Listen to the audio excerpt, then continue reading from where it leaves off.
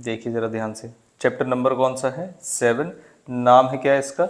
Investment decision. ठीक है, जो पेपर के लिए हम तैयारी कर रहे हैं वो है हमारा कौन सा अटेम्प्ट? मई 2024 के लिए। और फाइनेंशियल मैनेजमेंट का ये है सबसे ज़्यादा टेक्निकल, सबसे ज़्यादा लेंदी और सबसे ज़्यादा इंपॉर्टेंट। मतलब ये चैप्टर ना हो तो फाइनेंशियल मैनेजमेंट ही ना हो। अब उसके बाद क्या होगा जरा ध्यान से देखिए। आज की क्लास के बाद हम क्या कर लेंगे? आज की क्लास के बाद हम पहले इसकी सारी टेक्निक्स पढ़ लेंगे। ऑल टेक्निक्स मतलब जब क्लास खत्म हो जाएगी तो आप क्या क्या सॉल्व कर पाओगे, हर एक टेक्निक का आप कोई भी क्वेश्चन कर लोगे। दूसरी चीज, लेटेस्ट एग्जाम का कोई भी पेपर उठा लीजिए, आप उसको सॉल्व कर लोगे। तीसरा, हम कहाँ कहाँ से पढ़ रहे होंगे तो देखो जरा ध्यान से। पहले तो आपके सामने स्टडी मैट खुल रहा है। स्टडी मैट कराने से पहले, स्टडी मैट हम कैसे सॉल्व करते हैं? वन शॉट में एक ही बार में कर लेंगे, लेकिन उससे पहले हम कहाँ कहाँ से क्वेश्चन करते हैं। एक तो जो आपको ये पीडीएफ मिलेगी बुक की, यहाँ से ऑलमोस्ट हर एग्जाम में जब मैं क्वेश्चन पेपर एनालाइज कराऊंगा आपको एक एक डिजिट मैच करा दूंगा आपको कि देखिए ये वाला क्वेश्चन और यहाँ से आया। मतलब जितनी वेराइटी के क्वेश्चन इसके अंदर दिए हुए हैं, और कई बार मैंने ईयर के नाम भी लिख देता हूँ मैं कि कौन से ईयर में कौन सा पेपर आया है। मतलब लेटेस्ट से लेटेस्ट पेपर आपको इस बुक से दिख जाएगा। जैसे मैंने यहाँ पे लिखा हुआ है कि नवंबर 2022 में क्वेश्चन नंबर जो 4 है वो यहाँ से आया। जैसे क्वेश्चन क्या लिखा हुआ है देखिए, hospital is considering to purchase a diagnostic machine. दिख रहा है आपको क्वेश्चन? अब जैसे मान लीजिए मैंने कहा मैं नवंबर 22 का पेपर निकाल लूँ, देखिए जरा ध्यान से, नवंबर 22, ये तो मई 22 का निकल गया। ये है नवंबर 22 और कौन सा क्वेश्चन था? 4th। ये है hospital is considering to purchase a diagnostic machine. और ऐसे ही ओवर द पीरियड बहुत सारे क्वेश्चन ऐसे आए जिसमें सेम टू सेम डिजिट नाम। अभी एक सीएमए का पेपर गया था, उसमें भी सेम क्वेश्चन आया। जैसे सीएमए वाला पेपर अगर मैं निकाल दूं, पता नहीं निकलेगा नहीं निकलेगा। अभी सीएमए इंटर का एग्जाम हुआ था, CMA inter tax FM paper दिख रहा है आपको? ये रहा, ये देखिए, ये सीएमए का ओल्ड सिलेबस का पेपर है जिसमें एफएम का क्वेश्चन भी आया था। पूरा जो सबसे ज्यादा एफर्ट्स इस चैप्टर में लगते हैं वो इसलिए लगते हैं कि पता नहीं कितने भी क्वेश्चन कर लो, क्वेश्चन फिर भी वो अलग बना देते हैं। लेकिन मैं आपको बता रहा हूँ जितने क्वेश्चन कराऊंगा मैं उससे बाहर नहीं आएगा। तो पूरा फोकस होना चाहिए कि जो जो मैं बता रहा हूँ कंसेप्ट आपको वो समझना है। तो जैसे ये मैंने निकाला एफएम वाला पार्ट, और एफएम वाले पार्ट में इसमें कैपिटल बजटिंग का क्वेश्चन आया। ये है कैपिटल बजटिंग का क्वेश्चन। मतलब 200 क्वेश्चन कर लेते हैं बच्चे, फिर भी एक नया क्वेश्चन फ्रेम कर देते हैं। लेकिन अगर आपको सेम क्वेश्चन मिल रहा है इसका मतलब आपका जहां से भी पढ़ रहे हो वो सही है। अभी मैं प्रैक्टिस मैनुअल से भी पढ़ाऊंगा जो इंस्टीट्यूट का था। जैसे उन्होंने कहा एक कंपनी है जो क्या सिस्टम परचेज करना चाहती है? Computer system. कहाँ, किससे? रिसर्च के लिए। जिसकी कॉस्ट कितनी है ये पढ़ो। कॉस्ट कितनी है? 35 लाख रुपए। जिसमें 7 लाख रुपए का क्या आ जाएगा? मेंटेनेंस कॉस्ट, जिसमें डेप्रिसिएशन हटा देंगे। लाइफ क्या है? 6 साल। आगे जाके चलाने के लिए उसे जो डिजाइन वगैरह में खर्चे की कमी आएगी वो कितनी आएगी? 12 लाख। अब देखो जरा ध्यान से, हमने बुक निकाली और इसमें एक क्वेश्चन है, क्वेश्चन नंबर स्टार्टिंग में ही है बिल्कुल,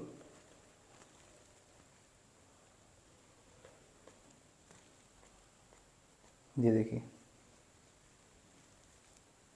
ये है हमारा क्वेश्चन। और कहाँ गया? 35। कंपनी क्या परचेज करना चाहती है? Computer system. कितने का पड़ेगा आपको? 35 लाख का। चलाने का खर्चा क्या है? 7 लाख। और आगे उसे खर्चे में कमी पड़ेगी 12 लाख की। दिखाई दे रहा है आपको? तो बिल्कुल डिजिट भी वही मिलेंगे। तो अब वापस आ जाते हैं, चैप्टर है क्या चीज़ और चैप्टर मजेदार क्या चीज़ है। ये देखिए, चैप्टर मजेदार इसलिए है क्योंकि प्रैक्टिकल लाइफ से रिलेटेड है। जैसे ध्यान से देखिएगा, एक एग्जांपल से समझाऊंगा। 5 टेक्निक होती हैं जिसमें से 4 टेक्निक आज सीख लेंगे हम, किसी भी क्वेश्चन में सॉल्व कर लेंगे। देखो, इन्वेस्टमेंट डिसीजन का मतलब ये होता है पैसे का आना और पैसे का जाना।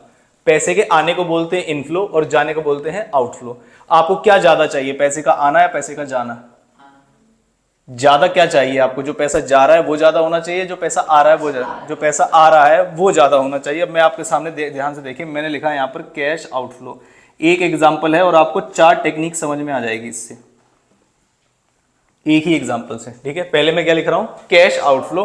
कैश आउटफ्लो क्वेश्चन के अंदर दिया हुआ है कि भाई साहब 10 लाख रुपए लग जाएंगे आपके।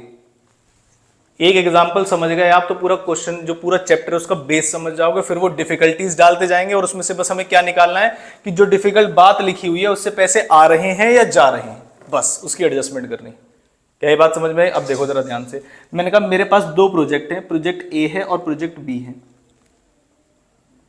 जो प्रोजेक्ट ए है वो मुझे कमाई करके देगा। देखो, पैसे लगने वाले तो उसी साल लग जाते हैं, लेकिन क्या आने वाले पैसे उसी साल आते हैं या हर साल आते हैं? जैसे मशीन लगाई हर साल आएगा उसमें। तो देखिए, ईयर मैंने लिखा year 1, year 2, year 3, year 4, year 5, 5 साल तक पैसे आएंगे दोनों प्रोजेक्ट्स में, प्रोजेक्ट ए में भी और प्रोजेक्ट बी में भी। प्रोजेक्ट ए जो मुझे टोटल कमाई करके देगा वो देगा मान लीजिए 15 लाख रुपए की, ठीक है, और जो प्रोजेक्ट बी मुझे कमाई करके देगा वो देगा 14 लाख रुपए की। तो बताइए मुझे कौन सा प्रोजेक्ट सिलेक्ट करना चाहिए अभी के बेस पे? अभी, ये नहीं कि मैंने क्वेश्चन दिया तो कुछ उल्टा ही होगा, बताइए। नहीं, बताओ जी। इसका मतलब क्या है कि टोटल कितना पैसा आ रहा है वो इंपॉर्टेंट नहीं है, पहले आप मुझे इनफ्लोज समझाइए कि वो किस किस तरीके से आ रहे हैं। तो जैसे मैंने प्रोजेक्ट ए में कहा, मैंने कहा प्रोजेक्ट ए जो है हमारा वो 2 लाख, 3 लाख, 1 लाख, 1 लाख, कितने बच गए? 3 और 2 5 और 2 7, तो 8 लाख कब आएंगे? लास्ट में। जो प्रोजेक्ट बी है हमारा उसमें 6 लाख और उसके बाद फिर 4 लाख और फिर उसके बाद 2 लाख, टोटल कितने हो गए? 12 लाख और फिर उसके बाद 1 लाख और 1 लाख। ये इनफ्लोज है। अब समझ के आएगा, देखो जरा ध्यान से, जब तक हम एक कंसेप्ट नहीं पढ़ते, कंसेप्ट का नाम होता है present value factor. Present value factor का मतलब ये होता है कि एक बात बताओ मुझे, जब ये 2 लाख प्रोजेक्ट ए में मिल रहे हैं और 6 लाख किस में मिल रहे हैं? प्रोजेक्ट बी में। तो जब प्रोजेक्ट बी में मुझे एक्स्ट्रा कितने मिल रहे हैं? 4 लाख पहले साल के एंड में ही, क्या मैं उस 4 लाख को फिर बैंक में नहीं जमा करा दूंगा? और फिर जब तक वो वहां से पैसा आएगा इतना, वो वहां से ब्याज भी आएगा। तो इसका मतलब बहुत सारे फैक्टर्स हैं, तो टोटल फैक्टर ही नहीं है। जब इसका पैसा पहले आ जाएगा तो मैं बैंक के पास जाऊंगा, बैंक में जमा करा दूंगा। तो ऐसा हो सकता है इससे होने वाला फायदा इससे होने वाले फायदे से ज्यादा हो। अभी हम श्योर नहीं है, लेकिन अब श्योरिटी के लिए क्या निकालते हैं कि देखो जैसे मुझे 1 साल के बाद पैसा मिला, ये पैसा पहले ईयर के बिगिनिंग में है, पहले ईयर के लास्ट में? पहले ईयर के लास्ट में होता है। जैसे मेरे पास ईयर है, मैंने मान लीजिए बिजनेस स्टार्ट किया और ये रहा मेरे पास ईयर, ये है ईयर 0। तो ईयर 0 का मतलब क्या है? पहले साल के स्टार्टिंग में। इनकम कब से जनरेट होना शुरू होगी? यहां पर। तो जो मेरा आउटफ्लो है वो कहां पर हो रहा है? यहां। आउटफ्लो कहां पर हो रहा है? यहां, ईयर 0 में। और इनफ्लो कहां हो रहा है? ईयर 1 के कहां पर? एंड में। क्या ये बात समझ में? तो जो इनफ्लोज दी हुई है ईयर 2, ईयर 3, ये कहां पर दी हुई है? इन सब के एंड में। और जो आउटफ्लो दी हुई है वो कहां पर दी हुई है? यहां पर। अब मुझे पैसा जितना लेट मिलता रहेगा वो मेरे लिए अच्छी बात है, जितना जल्दी मिलता रहेगा वो अच्छी बात है? जितना लेट मिलेगा उसके लिए पैसे की वैल्यू मेरे लिए घटेगी या बढ़ेगी? बताइए। जितना पैसा मुझे लेट मिलेगा मेरे लिए आज उसकी वैल्यू घटेगी या बढ़ेगी? मेरे लिए क्या ज्यादा अच्छा है? जैसे 1 लाख रुपए मैं आपको आज दे दूं या 2 साल बाद दे दूं, वैल्यू किसकी ज्यादा होगी? जो आज दे दोगे। 2 साल बाद 1 लाख रुपए अगर आप मुझे दोगे तो इसका मतलब क्या है? 1 लाख रुपए की 2 साल की अपॉर्चुनिटी कॉस्ट। तो आप मान ही नहीं रहे कि आज मिल जाते तो मैं तो बैंक में जमा कर देता। क्या ये बात समझ में? तो ये ऐसा मान के चलिए कि ये आपको जो डिस्काउंट फैक्टर है, जो रेट है, ये गिवन है कि बैंक में अगर जमा करा दोगे तो इतने पैसे पे। तो इसका मतलब जैसे मान लीजिए मैंने कहा कि मुझे यहां पर 1-1 लाख रुपए मिल रहे हैं, यहां पर भी 1 लाख रुपए मिल रहे हैं, यहां पर भी। इनमें से किसकी वैल्यू ज्यादा होगी मेरे लिए? 3rd ईयर के एंड वाली या 4th ईयर के एंड वाली? 3rd year. अब कितनी ज्यादा होगी और आगे आने वाले में कितनी कम होगी ये नहीं पता हमें, जिसके लिए हमें दिया हुआ है प्रेजेंट वैल्यू फैक्टर। क्या ये बात समझ कि पैसे में आने वाली कमी किस रेट से कमी आएगी? क्या ये बात समझ में? अब इस प्रेजेंट वैल्यू निकालने के लिए, हालांकि वैसे आपको एग्जाम में देते हैं, लेकिन इसका तरीका है 1 डिवाइडेड बाय 1.10। जैसे 10% है तो हमने क्या किया? 1 डिवाइड बाय 1.10। अगर 15% होता तो हम क्या करते? 1 डिवाइडेड बाय 1.15। और 5 होता तो क्या करते? 1 डिवाइड बाय 1.05। क्या ये बात समझ में? अब मुझे कैलकुलेटर दिखाइए कि इसे निकालते कैसे हैं, देखिए। हालांकि हमेशा आपको एग्जाम में गिवन होंगे, लेकिन कभी कभी नहीं गिवन होते। तो 1 डिवाइड बाय 1.10 ये मैंने कर दिया। इसे मैंने एक बार इक्वल्स टू किया। आप भी करिए अपने कैलकुलेटर पे फटाफट से और मुझे बताइए प्रेजेंट वैल्यू फैक्टर कितना आ रहा है जल्दी से। कितना आ रहा है? 0.909। एक बार और इक्वल्स टू कर दो। 0.826। एक बार और 0.75। आप देख रहे हो धीरे धीरे जाते जाते वैल्यू होती जा रही है कम। इसका मतलब उस अमाउंट को मैं उस वैल्यू से मल्टीप्लाई करूंगा तो कम अमाउंट आएगी। क्या ये बात हो? तो यहां ऑलमोस्ट 75% अमाउंट आएगी तीसरे साल के एंड में। उसके बाद और डिवाइड करोगे तो 68% ऑलमोस्ट। उसके बाद और डिवाइड करोगे तो 62%। क्या ये बात समझ में? तो धीरे धीरे पैसे की वैल्यू कम हो जाएगी और हम इसमें मल्टीप्लाई कर देंगे। ठीक है, तो अभी दोबारा से बताना मुझे। अब मैं क्या कह रहा हूं जरा ध्यान से सुनिए। उन्होंने कहा कि भाई साहब देखो ये तो आपका पैसा जो आपको दिख रहा है वो इस वैल्यू पे नहीं है, आपको ठीक करना पड़ेगा इस वैल्यू को। ठीक का मतलब इसकी प्रेजेंट वैल्यू बतानी पड़ेगी। तो पहले मैंने कहा मैं पहले प्रेजेंट वैल्यू फैक्टर लिख लेता हूं। जरा मुझे फटाफट से बताइए प्रेजेंट वैल्यू फैक्टर कितने हैं? पहले साल का कितना आया था? 0.9। दोबारा से निकालना और सभी के कैलकुलेटर पे आना चाहिए। 0.909।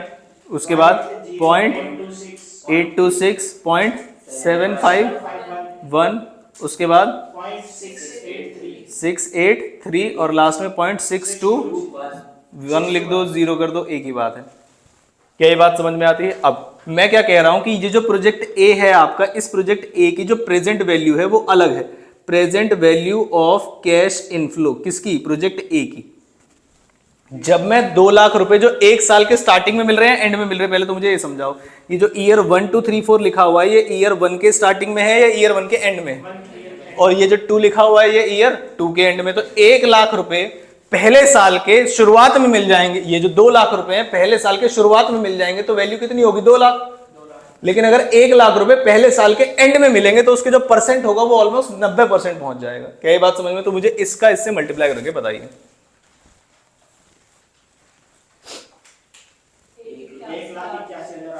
1,81,800। क्या ये बात समझ में? ऐसे ही 3 लाख रुपए जो मुझे आज मिल जाते, अभी मिल जाते, तो वैल्यू होती 3 लाख। 2 साल बाद मिलेंगे तो बताइए वैल्यू कितनी होगी?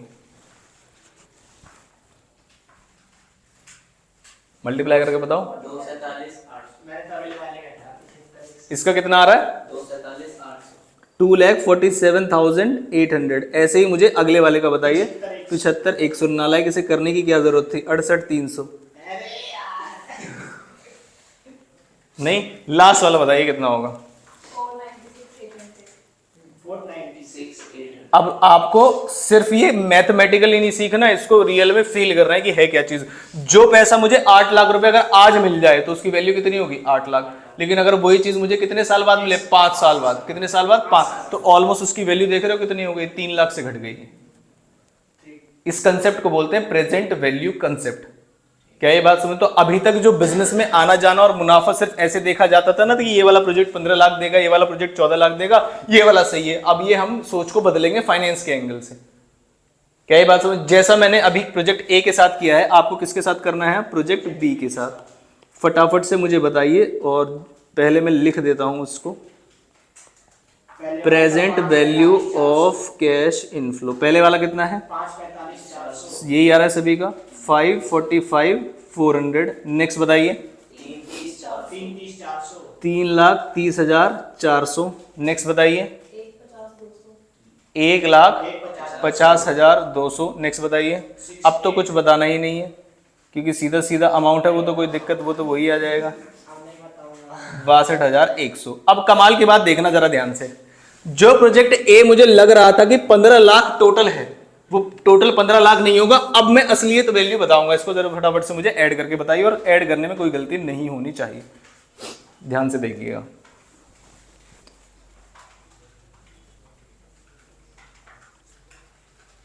जल्दी जल्दी जल्दी। 10,69,800। यही है, 10,69,800। ठीक है, उसके बाद इधर आ जाइए, ऐड करिए सभी का। 11,56,400। अच्छा, पहले जीडी दबा दिया था। हाँ सही है। जल्दी भी सॉल्व करने का तरीका भी बताया जाएगा आपको अभी। 11,56,400 कितना आया? 11,56,400। ठीक है, तो ये है 11,56,400। अब देखो, जो कमाई आपको 15 लाख की लग रही है, ध्यान से देखा आपने, जो कमाई आपको 15 लाख की लग रही है वो एक्चुअल में आज इसकी वैल्यू कितनी है? 10,69,800। ऑलमोस्ट लॉस की तरफ जा रहे थे आप, क्योंकि लगे कितने थे? 10 लाख। यहां पर भी प्रॉफिट है दिख रहा है, लेकिन 4 लाख का प्रॉफिट नहीं है, 1,56,400 का प्रॉफिट है, क्योंकि 10 लाख तो हमारी क्या है? कॉस्ट। अब क्या करते हैं इसमें? इस कंसेप्ट को बोलते हैं present value of cash outflow. ये है मेरा present value of cash outflow, 1 lakh या 10,69,800। और ये है आउटफ्लो होगी या इनफ्लो होगी? जल्दी से बताओ। इनफ्लो। क्या होगी ये? इनफ्लो। मुझे बताओ, आउटफ्लो की प्रेजेंट वैल्यू क्यों नहीं निकाल रहा मैं, इस चीज को समझाइए मुझे।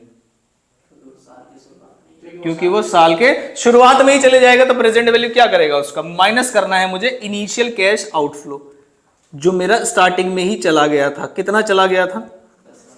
10 लाख। तो ये किस में से माइनस होगा? प्रोजेक्ट ए में से या प्रोजेक्ट बी में से? दोनों में से। हम तो इवेल्युएट कर रहे हैं, अभी हमने सिलेक्ट थोड़ी किया है। ये और वाली सिचुएशन है, या तो ये या तो ये। उसके बाद जो अमाउंट आएगी वो आएगी मेरी एनपीवी, इसे बोलते हैं एनपीवी, और फुल फॉर्म है इसकी नेट प्रेजेंट वैल्यू। सही लिखा हुआ है, नेट क्यों लिखा हुआ है, क्योंकि आउटफ्लो माइनस करेंगे और प्रेजेंट वैल्यू हमने निकाल ही दिया है। तो कितना आएगा ये 69,800 का प्रॉफिट है इसमें, और इसमें कितने का प्रॉफिट है 1,56,400। क्या आपको लगता है अगर 1-2 लाख रुपए ऊपर नीचे हो जाते तो ये लॉस में भी जा सकता था ये वाला, जबकि ऐसा लग रहा है कि 5 लाख का प्रॉफिट देके जाए? क्या ये बात समझ में? तो ये मैंने बेस बताया आपको प्रेजेंट वैल्यू का। सिर्फ किसका बेस है? प्रेजेंट वैल्यू कैसे निकालते हैं जो बाद में पैसा आता है हमारा।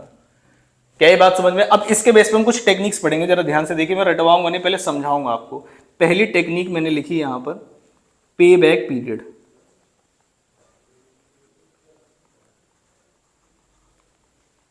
फॉर्मूला वगैरह कुछ नहीं, सीधा हम देखेंगे कि कंसेप्ट क्या है।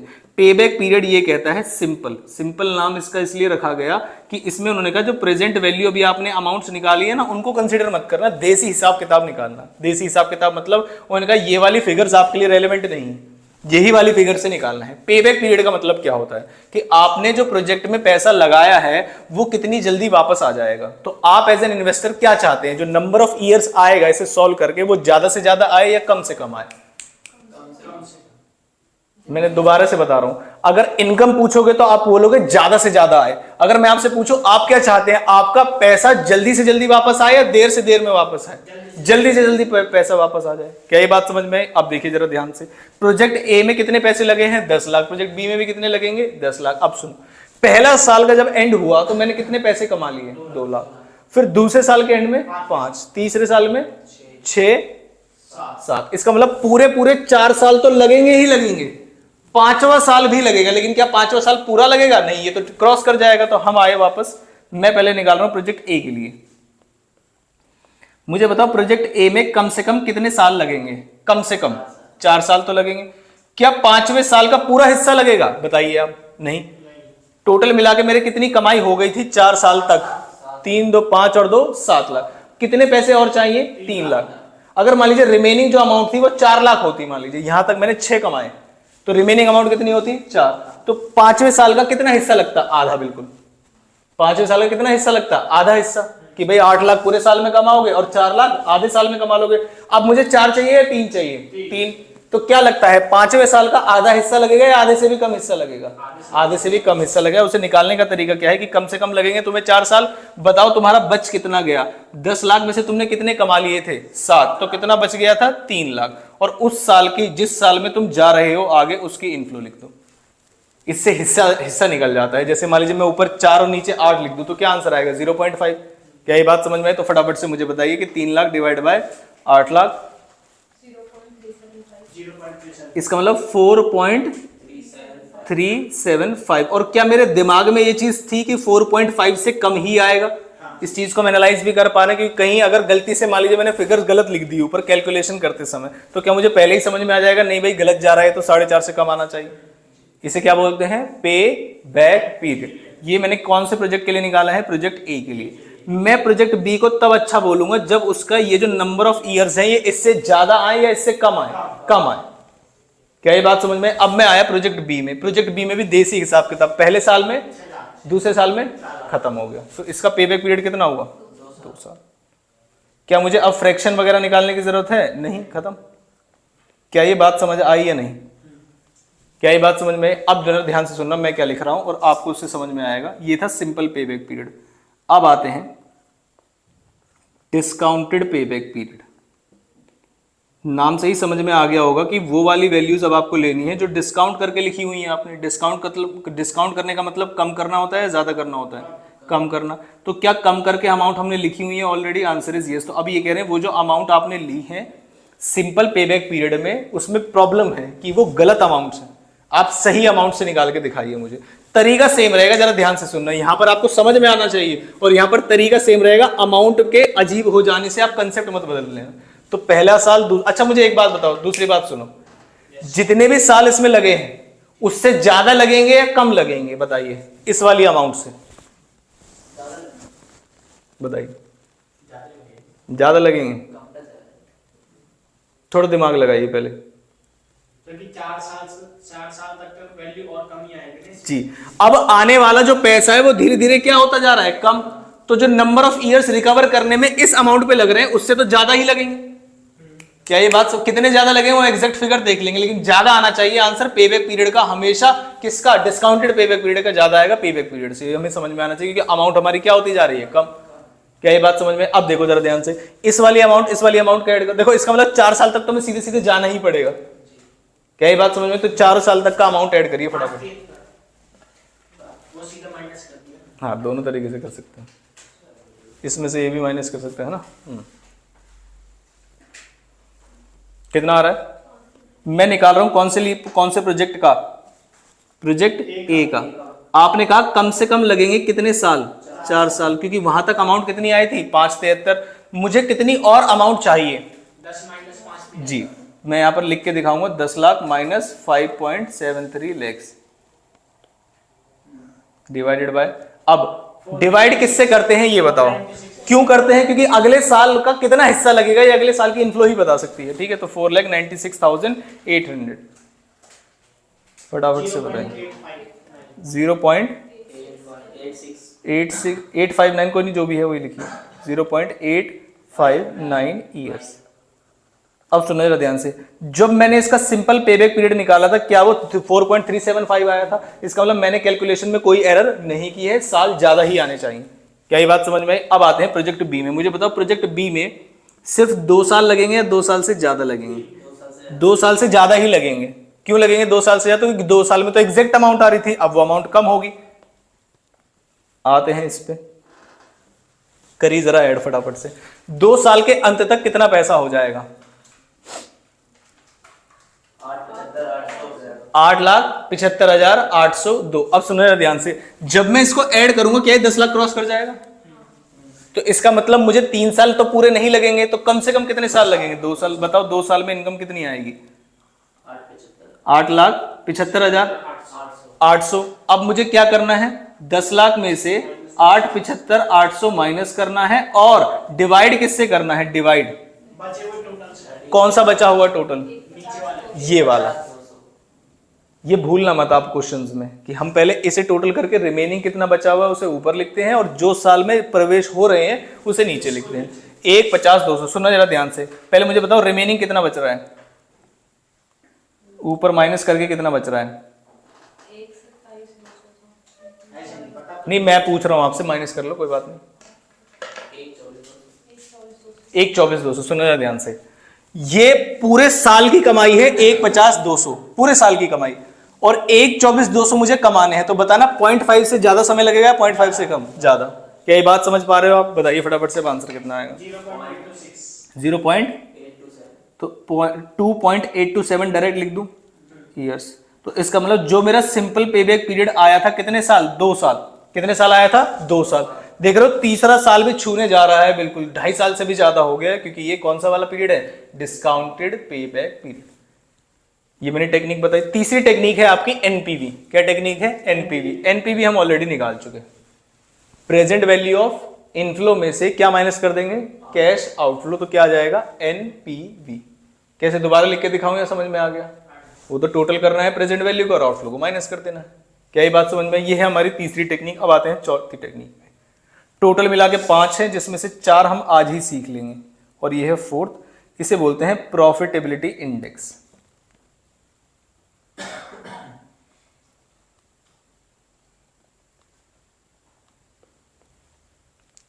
अब प्रॉफिटेबिलिटी इंडेक्स क्या कहता है जरा ध्यान से देखिए। उन्होंने कहा जो आप एनपीवी में माइनस करते हो उसे आप डिवाइड कर दीजिए।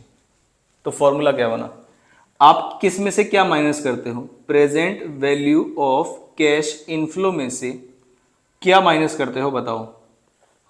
आउटफ्लो। तो यहां पर डिवाइड करना है आपको कैश आउटफ्लो।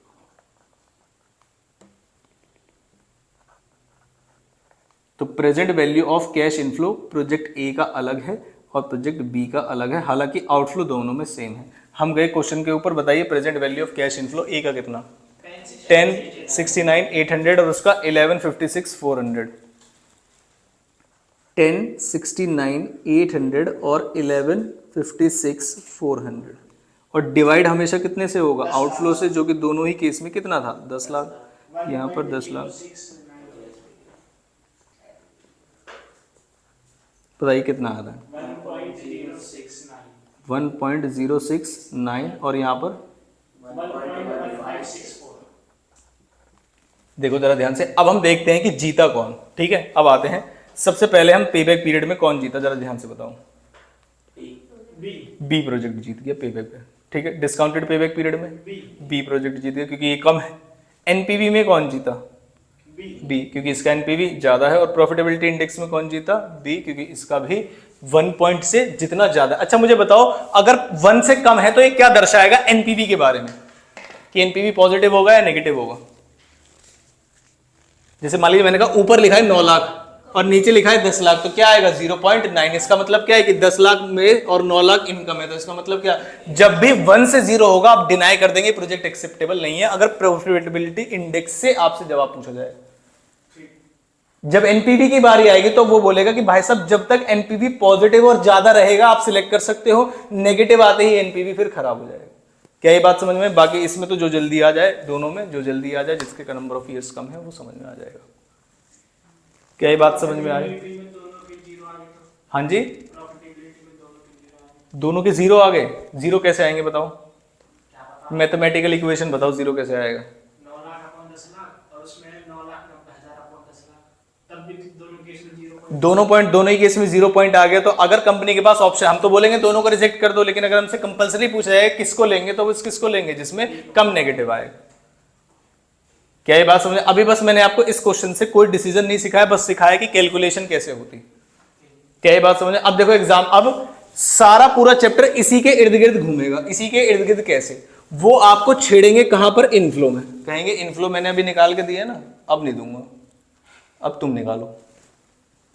क्या ये बात समझ में आई? दूसरा, फिर वो कहेंगे ये जो आउटफ्लो मैंने ऐसे ही लिख दी है ना, ऐसे नहीं होता। जब आने वाला पैसा टुकड़ों में आता है तो जाने वाला भी तो ऐसा हो सकता है कि अभी पैसा कुछ चाहिए, 3 साल के बाद लगेगा, कुछ रिपेयर एंड मेंटेनेंस लगेंगे, कुछ कमीशन चार्जेस लगेंगे, कोई XYZ खर्चे लगेंगे, तो अगले साल में तो उसमें क्या करेंगे बताओ?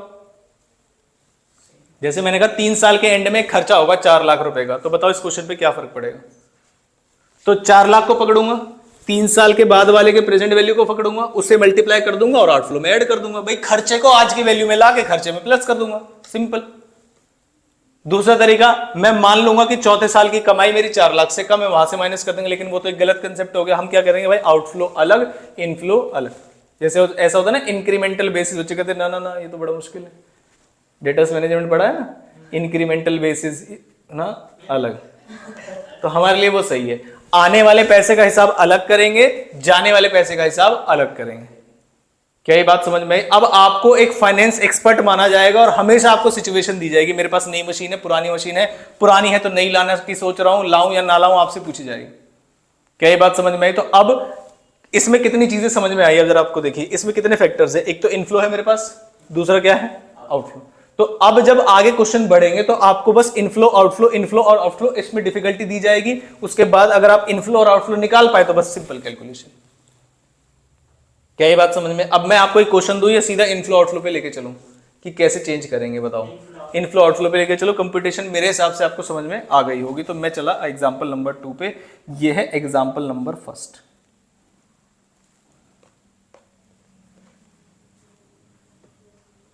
अब आते हैं एग्जांपल नंबर 2।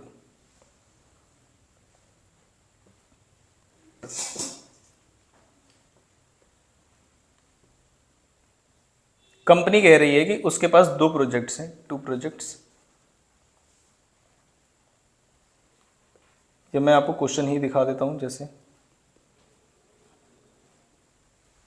क्वेश्चन पढ़िए, question number 2। Company is considering to introduce a new product, for this purpose the machine has to be purchase कितने की, 5 लाख। अब एक मशीन है और उसी से पूछेंगे आपसे कि बताओ परचेज करें या ना करें।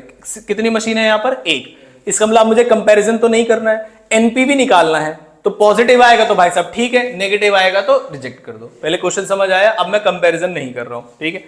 कितने की पड़ेगी वो मशीन, 5 लाख की। मैं तुरंत अपने क्वेश्चन में जाऊंगा और तुरंत उससे बोलूंगा भाई साहब इस क्वेश्चन को लिख लीजिए, ये है आपके मेन बुक का क्वेश्चन नंबर 2।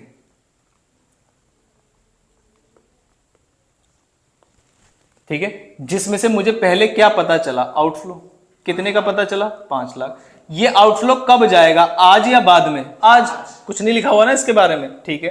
हम आ गए वापस, expected life of the machine कितनी है? 10 साल। अब आप मुझे बताइए फटाफट से, क्या लाइफ से मैटर करेगा? हाँ, लाइफ का मतलब है 10 साल तक मशीन या प्रोजेक्ट कमा के देगा। ठीक है, उसके बाद next, company has expected to sell कितना?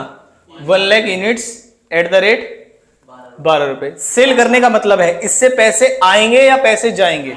आएंगे पैसे। तो मैंने कहा इस कंपनी का यूनिट्स जो है, यूनिट्स वो कितनी है? 1,20,000।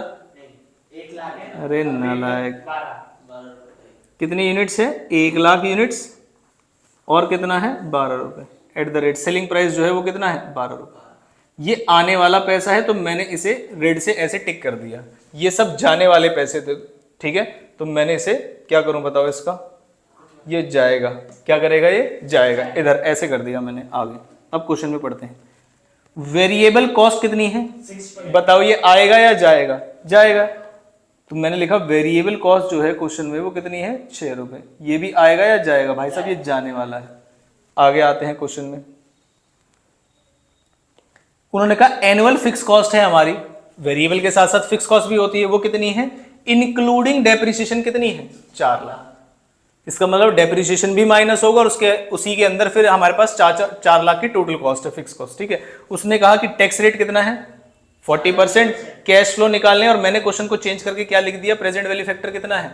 10% से। और आपको क्वेश्चन को सॉल्व करना है और क्या निकालना है इस क्वेश्चन में? एनपीवी। वो आपसे ये चाहता था, मतलब क्वेश्चन आपसे ये चाहता था बस कैश इनफ्लो निकालो। मैंने कहा जब कैश इनफ्लो निकल ही जाएगा, आउटफ्लो मेरे पास है, तो क्या एक पूरा क्वेश्चन सॉल्व नहीं किया जा सकता? किया जा सकता है। अब मैं आया, देखो क्वेश्चन।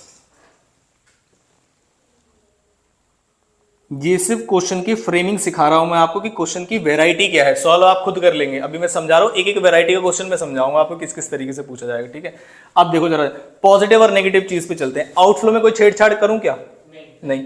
जो मेरे पास इनफ्लो और कॉस्ट दी हुई है उसे नेट करके लिख लूंगा। तो मैंने कहा पहले मैं लिखने वाला हूं सेल्स। जल्दी से बताओ कितने की सेल्स होगी? तो मैंने लिखा सेल्स 1 लाख यूनिट्स है और एट द रेट कितना होगा? 12 रुपये। तो ये आ जाएगा 12 लाख। दूसरा मैं माइनस करूंगा इससे क्या? Variable cost at the rate ₹6। कितनी आ जाएगी? 6 लाख। फिर उसके बाद मैं माइनस करूंगा फिक्स कॉस्ट। कितने की फिक्स कॉस्ट थी? अभी मैं कुछ नहीं बोल रहा 4 लाख के बारे में, लेकिन मैं जानता हूं उसने बोला था इसी के अंदर डेप्रिसिएशन भी शामिल है।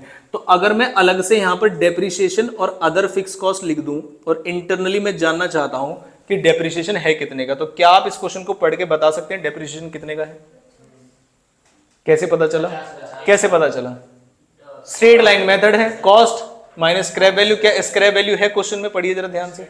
कहीं नहीं, कहीं भी नहीं है स्क्रैप वैल्यू। कुछ भी दिक्कत वाली बात? अगर स्क्रैप वैल्यू होती तो क्या करते? पहले माइनस करके फिर डेप्रिसिएशन निकाल लेते। ठीक है, तो बताओ डेप्रिसिएशन में फिक्स कॉस्ट कितने की है? 50,000 की, क्योंकि 5 लाख की डेप्रिसिएशन, 5 लाख की मशीन और 10 लाख, और इसके मतलब जो बाकी 350 है वो क्या है? Other fix cost. ये मैंने अलग करके क्यों लिखा? क्योंकि अभी इसका इस्तेमाल होगा, जरा ध्यान से सुनना। ये मेरे पास आ गया प्रॉफिट बिफोर टैक्स। क्या आप बात समझ गए? क्यों लिखा मैंने बताओ प्रॉफिट बिफोर टैक्स? क्योंकि टैक्स रेट है 40%। ठीक है, अब बताइए जरा फटाफट से माइनस करके अमाउंट कितना आएगा?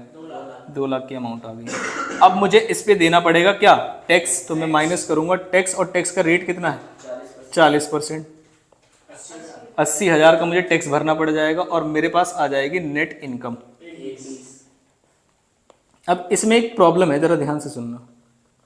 मेरे जो सब्जेक्ट है उसका नाम क्या है? जो आप पढ़ रहे हैं उसका नाम क्या है? Financial management. क्या नाम है उसका? Financial management. फाइनेंस का मतलब पैसा। इसमें से ऐसी कौन सी अमाउंट है जो आपको लग रही है कि जिसका पैसे से कोई लेना देना नहीं है? डेप्रिसिएशन।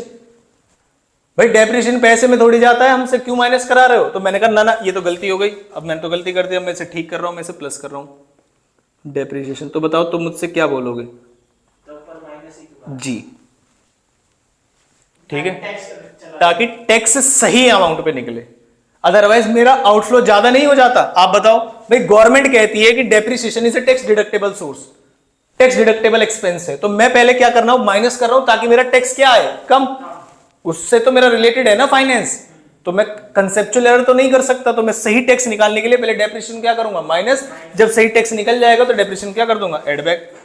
बताइए कितना आएगा? 50,000 मैंने ऐड कर दिया। अब जो आएगा मेरा ये क्या आएगा बताइए। अब मैं इसको बोल सकता हूं क्या, कैश इनफ्लो। अभी मैं इनकम बोल रहा था जब तक मैंने कैश की एडजस्टमेंट नहीं कर दी, अब मैंने नॉन कैश एक्सपेंडिचर की एडजस्टमेंट कर दी है, अब मैं इसको क्या बोलूंगा, कैश इनफ्लो। अब मुझे बताओ क्या ये कैश इनफ्लो हर बार चेंज होगा, क्वेश्चन में पढ़ के क्या लग रहा है, या सेम रहेगा? क्या उसने अलग अलग साल की अलग अलग सेलिंग यूनिट्स दी हैं? एक ही साल की एक ही साल की है तो एनुअल दी है। मैं इसे एक साल की ना बोल के क्या बोल दूं, annual. Company expected sell per unit in a year, एक साल में इतनी यूनिट्स, और अगर चेंज होता तो क्वेश्चन बताता। तो इसका मतलब मैं ये कह सकता हूं कि भाई साहब ये एनुअल है।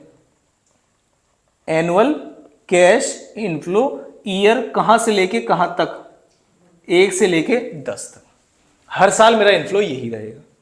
क्या ये बात समझ में? अब देखो मेरे पास दो रास्ते हैं, बड़े मेथड से क्वेश्चन को सॉल्व करना है, छोटे छोटे मेथड से। बताओ कैसे कराऊं? दोनों से।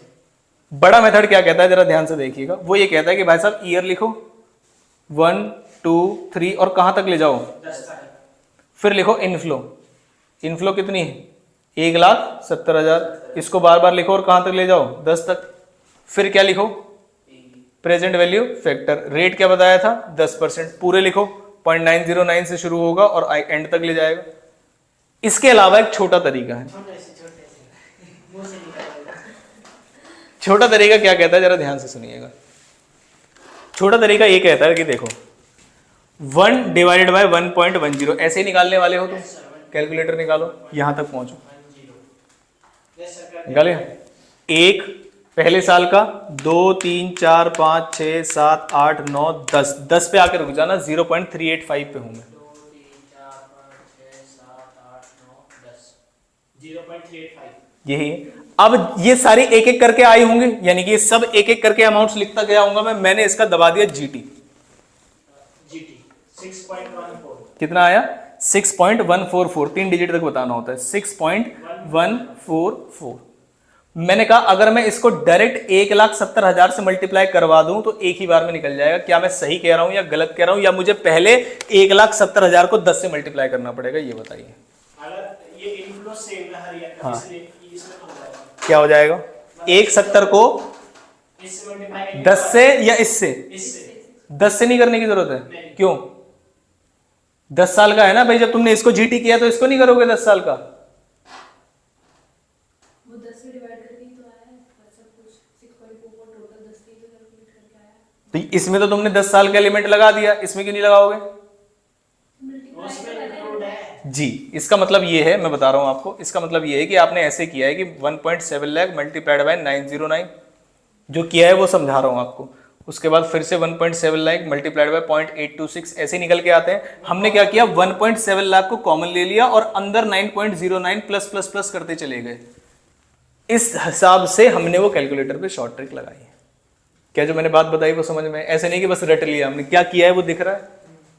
मैथ मेरी है ठीक ठाक। मेरी भी है, यही बताना चाह रहा हूं। ठीक ठाक मेरी सच बता दी। ये तो तब हो गया ना अगर जब हर साल का इनफ्लो सेम है, अगर इनफ्लो सेम ना हो तो बड़ा हो फिर हर साल की तरह निकालेंगे, उसमें दिक्कत क्या है। ठीक है, अब सुनो जरा ध्यान से। अब मैं इस क्वेश्चन को कैसे सॉल्व करूंगा, मेरे पास एनुअल कैश इनफ्लो आ गया है और ये सब आ गया। अब मैं क्वेश्चन को सॉल्व करूंगा छोटू तरीके से। देखो छोटू तरीका क्या कहता है, ईयर सीधा लिखूंगा ईयर 1 to 10, उसके बाद क्या लिखूंगा, कैश इनफ्लो, और डायरेक्ट आएगा मेरा present value of cash inflow. ठीक है, या ऊपर ही लिख देता हूं छोटे तरीके से, ये लो। मैंने कहा present value of cash inflow direct निकालूंगा मैं। Present value of cash inflow कैसे निकलेगी डायरेक्ट, जरा बताइए फटाफट से। 1.7 लैक्स और कितना आया था वो, 145। ठीक है, 6.145 कर दिया चलो हमने। ठीक है, क्या ये 10 साल तक का आ जाएगा? हाँ, बताइए कितना आएगा। 10,44,576। 10,44,576, और मुझे उसमें से माइनस करना पड़ेगा क्या, आउटफ्लो, कैश आउटफ्लो। और कैश आउटफ्लो कितने का था इस क्वेश्चन में, मशीन कितने की थी, 5 लाख की, तो आउटफ्लो भी कितने का है मेरा, 5 लाख का। बस मुझे फटाफट से बताइए कि एनपीवी कितना आएगा। 44,576। एक सेकेंड, इसको थोड़ा सा ऊपर कर देते हैं, कितना आएगा बताइए। 5,44,576 और ये लिख दिया मैंने क्या, एनपीवी। क्या ये बात समझ में? इसमें एक होमवर्क है आपका। होमवर्क ये है कि आप इस क्वेश्चन को 10 साल तक खोल के करेंगे और उसमें पे back period, discounted pay back period, NPV मैंने निकलवा दिया है और प्रॉफिटेबिलिटी इंडेक्स निकालेंगे। ये काम आपको करना पड़ेगा।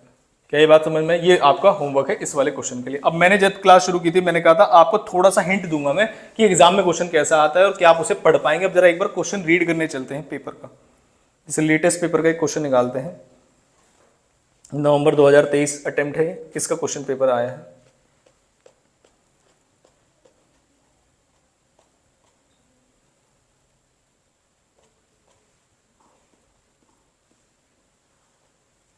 ये देखिए 3 मेथड से क्वेश्चन पूछा गया है। क्या है?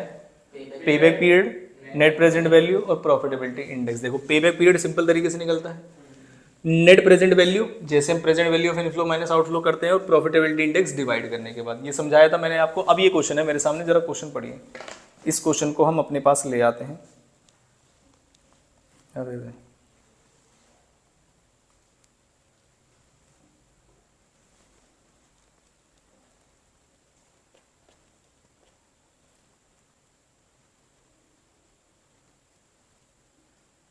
दिख रहा है आपको क्वेश्चन?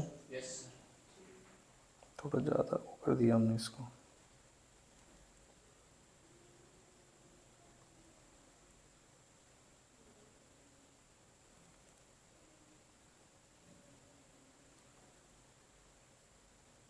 अब देखिए जरा ध्यान से। ABC limited is considering to purchase a machine जिसकी प्राइस कितनी है? 5 lakh. Estimated life of machine कितनी है? इसका मतलब क्वेश्चन मुझे कितने साल तक सॉल्व करना है? 5 साल तक। जिसकी एक्सपेक्टेड स्क्रैप वैल्यू है 45,000 eight the end of year 5। अब आप मुझे बताना जरा ध्यान से, मैंने अभी तक आपको स्क्रैप वैल्यू कंसेप्ट तो नहीं बताया। आप मुझे बताओ स्क्रैप वैल्यू 2 जगह इंपैक्ट करेगी। एक आपको पता है, बताओ कहां पर? डेप्रिसिएशन में। दूसरा बताओ स्क्रैप वैल्यू का मतलब क्या होता है? हिंदी बताओ, हिंदी क्या है स्क्रैप वैल्यू की? जब इस मशीन को 5 साल इस्तेमाल करने के बाद कबाड़ी के पास लेके जाएंगे तो स्क्रैप में कितने की जाएगी? 45,000। ये मेरा आने वाला पैसा बढ़ाएगी या जाने वाला? आने वाला। कौन से साल वाला? लास्ट साल की इनफ्लो इतने से बढ़ जाएगी। क्या इस बात को आप समझ पा रहे हो या नहीं? पक्का? हालांकि मैंने अभी तक बताई नहीं थी, लेकिन ये कंसेप्चुअल है। It is expected to generate a revenue of कितने का? रेवेन्यू दिया हुआ है 1.5 लाख का। कितने साल तक? 5 साल तक। एनुअल ऑपरेटिंग कॉस्ट है मशीन की कितनी? 28,125। यानी कि एक खर्चा दिया हुआ है, जैसे उसमें यूनिट्स और वेरिएबल कॉस्ट दिए थे, इसमें इनकम और खर्चा दिया हुआ है। कॉर्पोरेट टैक्स कितना है? 20%। कॉस्ट ऑफ कैपिटल कितना है? 10%। देखो क्वेश्चन साइलेंट है। साइलेंट है किसको लेके? और क्या क्वेश्चन ने किसी भी कॉस्ट को लिखते समय यह बोला है कि हम डेप्रिसिएशन इंक्लूडिंग है या एक्सक्लूडिंग? नहीं, हम डेप्रिसिएशन अलग से निकालेंगे, माइनस करेंगे, टैक्स निकालेंगे, फिर लास्ट में क्या करेंगे? Add back. और वो सब इसलिए करेंगे क्योंकि क्वेश्चन में क्या गिवन है? Tax rate. अगर मान लो क्वेश्चन में टैक्स रेट नहीं गिवन है तो क्या करेंगे? तो डेप्रिसिएशन माइनस ही नहीं करेंगे। बात खत्म, सिंपल। और ये कितने मार्क्स का क्वेश्चन है? 10 मार्क्स। सिर्फ कंसेप्चुअल क्वेश्चन था और उसमें कई सारे बच्चों ने गलती की। अभी मैंने इसका सॉल्यूशन भी डाला था ना, उसमें कमेंट बॉक्स में जाके पढ़िएगा। कई सारे बच्चों ने बोला सर डेप्रिसिएशन कुछ नहीं किया। बताओ कितने मार्क्स मिलेंगे? अब मैंने कहा भाई क्या बताऊं उसमें? डेप्रिसिएशन के माइनस ना करने से तुमने एनुअल कैश इनफ्लो गलत निकाला, जिससे तुम्हारा present value of cash inflow गलत आया, उससे तुम्हारा प्रॉफिटेबिलिटी इंडेक्स गलत आया, उससे तुम्हारा एमपीवी गलत आया। बस क्या सही आएगा? वो भी गलत, क्योंकि हर साल का एनुअल इनफ्लो। अब वो कह रहे हैं मेरी 3 चीजें उन्होंने पूछी थी, तीनों ही गलत है। तो बताओ स्टेप मार्किंग में कितने नंबर मिलेंगे? मारेगा और वो। क्या ये बात समझ में? अब ये बच्चे वो गलती करके आए हैं जो डेप्रिसिएशन का इंपैक्ट नहीं समझते। क्वेश्चन ने टैक्स रेट देके आपको हिंट दिया है। क्यों दिया है टैक्स रेट? क्योंकि डेप्रिसिएशन है इसमें। क्या ये बात समझ में? अब इस क्वेश्चन को मैं सॉल्व मैं करवा रहा हूं, आप करवाएंगे।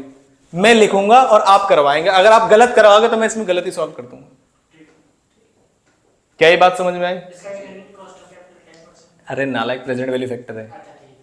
जो भी चीज परसेंटेज में ऐसे गिवन हो, जैसे discount factor, present value factor, PVF, इसी के नाम से दिया जाता है। अपॉर्चुनिटी कॉस्ट ऑफ कैपिटल किसी भी नाम से दिया होता है, लेकिन परसेंटेज में गिवन हो। अब क्या इस क्वेश्चन में प्रेजेंट वैल्यू फैक्टर गिवन है? मैं जरा एक बार ध्यान से देख लूं, क्योंकि कई बार पढ़ाते समय बच्चों से बोला जाता है कि भाई साहब आपको प्रेजेंट वैल्यू फैक्टर एग्जाम में गिवन होंगे। क्या गिवन है इसमें? नहीं। अब जाके वो टीचर को पकड़ के मारेगा क्या पेपर में? नहीं, पहले तो सॉल्व करना पड़ेगा। क्या ये बात समझ में? अब बच्चा मैं बैठा, इसका भी सॉल्यूशन बताता हूं कि इंस्टीट्यूट इतना भी निर्दयी नहीं है। देखो एक क्वेश्चन और गिवन था आगे, लेकिन कितने साल के दिए थे? 10 क्रेडिट पे। और ये कितने का था 5 साल। तो दिक्कत तो हो सकती थी, इसलिए निकालने आने चाहिए। क्या हमें निकालने आते हैं? यस। कई बात समझ में। अब इस क्वेश्चन को मैं सॉल्व करने जा रहा हूं। सॉल्व करूं या मैंने सॉल्व करा हुआ है वो दिखा दूं आपको, जल्दी से बताओ। डिस्क्रिमिनेशन नहीं होता, नालायक डिस्क्रिशन होता है, यही दिक्कत है। मुझे ये बात बताओ, इस क्वेश्चन को मुझे 5 साल तक अलग अलग सॉल्व करना पड़ेगा या एक ही बार में सॉल्व हो सकता है? क्योंकि डेप्रिसिएशन, एक तो इनकम हर बार की सेम है, खर्चे भी हर बार के सेम है और डेप्रिसिएशन भी अगर ये गलती से WDV मेथड से होता तो क्या हर साल अलग आता? यस, हर साल अलग आता। तो अब मैं क्वेश्चन को एक ही बार सॉल्व करूंगा। मुझे दिक्कत क्या है? मैंने कहा इसमें सेविंग है मेरे पास, एनुअल सेविंग जो ये मशीन मुझे करके देगी। कितने की सेविंग थी? पढ़िए जरा क्वेश्चन को। रेवेन्यू, रेवेन्यू सेविंग नहीं है, क्या है? रेवेन्यू। तो रेवेन्यू है 1,50,000 की, तो मैंने एनुअल रेवेन्यू लिख दिया। रेवेन्यू है ये और एनुअल है। एनुअल का मतलब क्या होता है? सालाना। एक होता है फॉर द ईयर, एक होता है सालाना। तो मतलब हर साल सेम रहेगी। कितनी है? 1,50,000। अब ऐसे खर्चे जो क्वेश्चन ने गिवन है, उसने कहा इस मशीन को चलाने में भाई साहब लगते हैं ऑपरेटिंग कॉस्ट। बताइए कितने की ऑपरेटिंग कॉस्ट है क्वेश्चन में?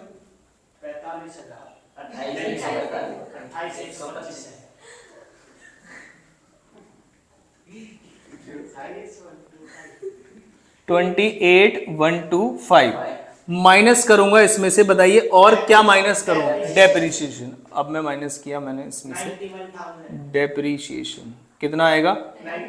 5 लाख की मशीनरी है, 45,000 का क्या है आपके पास? सेल्वेज वैल्यू, स्क्रैप वैल्यू जिसे बोलते हैं, और 5 साल क्या है इसकी लाइफ? बताइए कितना आएगा? 91,000।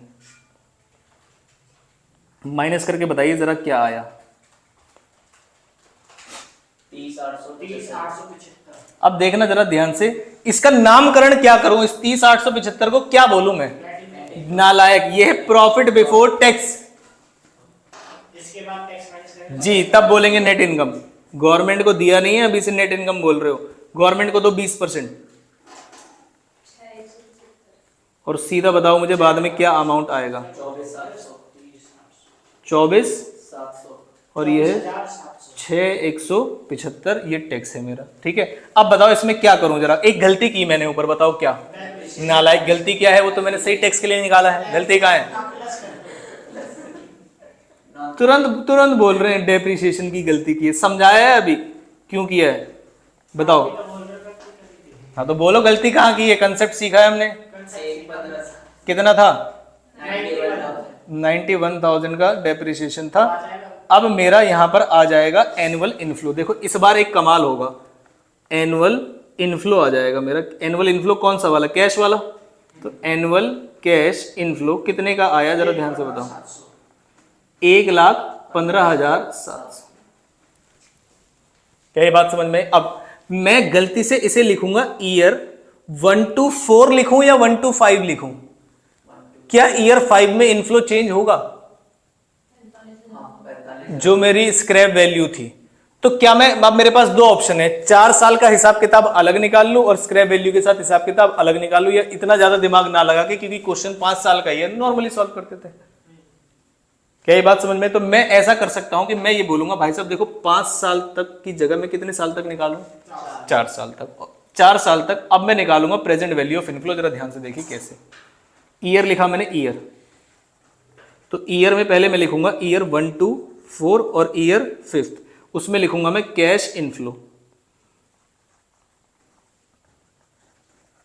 बताइए जरा ध्यान से कितने की कैश इनफ्लो आएगी? 1,15,700 और इसमें जुड़ जाएगी क्या? 45,000 की स्क्रैप वैल्यू। क्या इस बात को आप समझ पाए या नहीं? जल्दी से बताओ। ठीक। अब मेरे पास आएगा present value factor eight the rate कितने परसेंट? 10%। अब क्योंकि मैं इनफ्लो कितने साल के लिए ले रहा हूं? 4, तो जीटी भी कितने साल के लिए करूंगा? 4 साल के लिए। ये बात समझ पा रहे हो? तो जीटी करो 4 साल के लिए। बताओ कितना? 2, 3, 4 और 3.169। 3.169। अब जरा 5th ईयर का भी बता दो जल्दी से। 1 डिवाइड बाय 0.621 और मेरे पास आ जाएगी प्रेजेंट वैल्यू। बताइए जरा ध्यान से प्रेजेंट वैल्यू कितनी आएगी?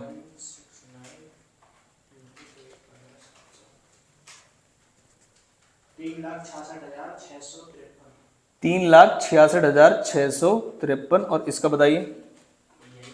99,794.5 99,795 कर देते हैं इसको।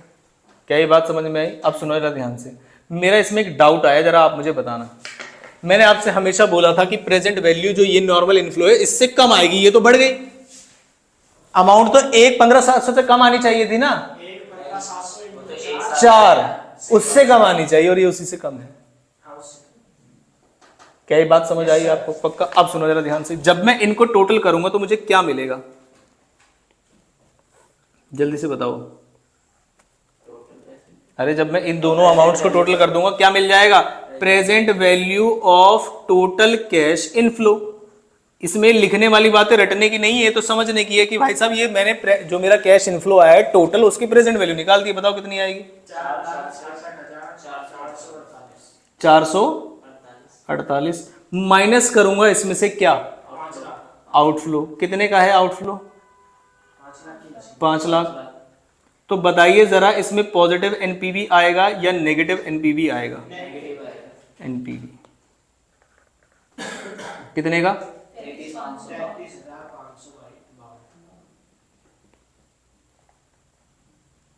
तो इस प्रोजेक्ट को हमें एक्सेप्ट करना चाहिए या रिजेक्ट कर देना चाहिए? रिजेक्ट कर देना चाहिए।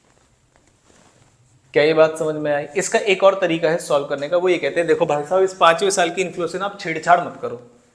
आप ये कहो पहले 1 से लेके 5 साल तक 1,15,700 तो आ ही रहा है ना, तो 5 साल का ही जीटी करो, और लास्ट में 5वें साल में अलग से ऐड कर देना इसको। तो यहां लिखो ईयर 1 to 5 और फिर से ईयर 5 लिख दो, लेकिन उस बार ये वाली अमाउंट यहां ना लिख के ये तो ऊपर चली गई, बस इससे ऐड कर देना। बस ऐसे भी कर सकते हैं और उसमें कोई भी दिक्कत वाली बात नहीं। क्या इस बात आपको आप समझ पाए? पक्की बात है? ठीक। अब देखो सवाल क्या था। सवाल ये है कि आपको इनफ्लो तक निकालने में, अभी मैंने क्वेश्चन को जब शुरुआत करवाई थी आपसे क्या बोला था, मैंने तो आपको इनफ्लो दे दिए। अब क्वेश्चन जो एग्जाम में आते हैं उसमें आपको कहां फंसाएंगे, या तो इनफ्लो में या फिर आउटफ्लो। क्या ये बात समझ में आई? कंसेप्ट को एक कदम और आगे ले जाऊं अगर मजा आ रहा है तो बताओ जरा फटाफट से, एक कदम और आगे ले जाऊं? ठीक। ये एग्जाम का क्वेश्चन था और इसका यही आंसर है, और इसका आंसर एक बार वेरीफाई करा देता हूं क्योंकि मैंने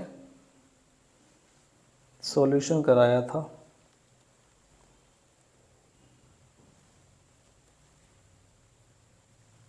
पूरे पेपर का इसका सॉल्यूशन मैंने डाला हुआ है, अगर मुझे मिल जाए तो।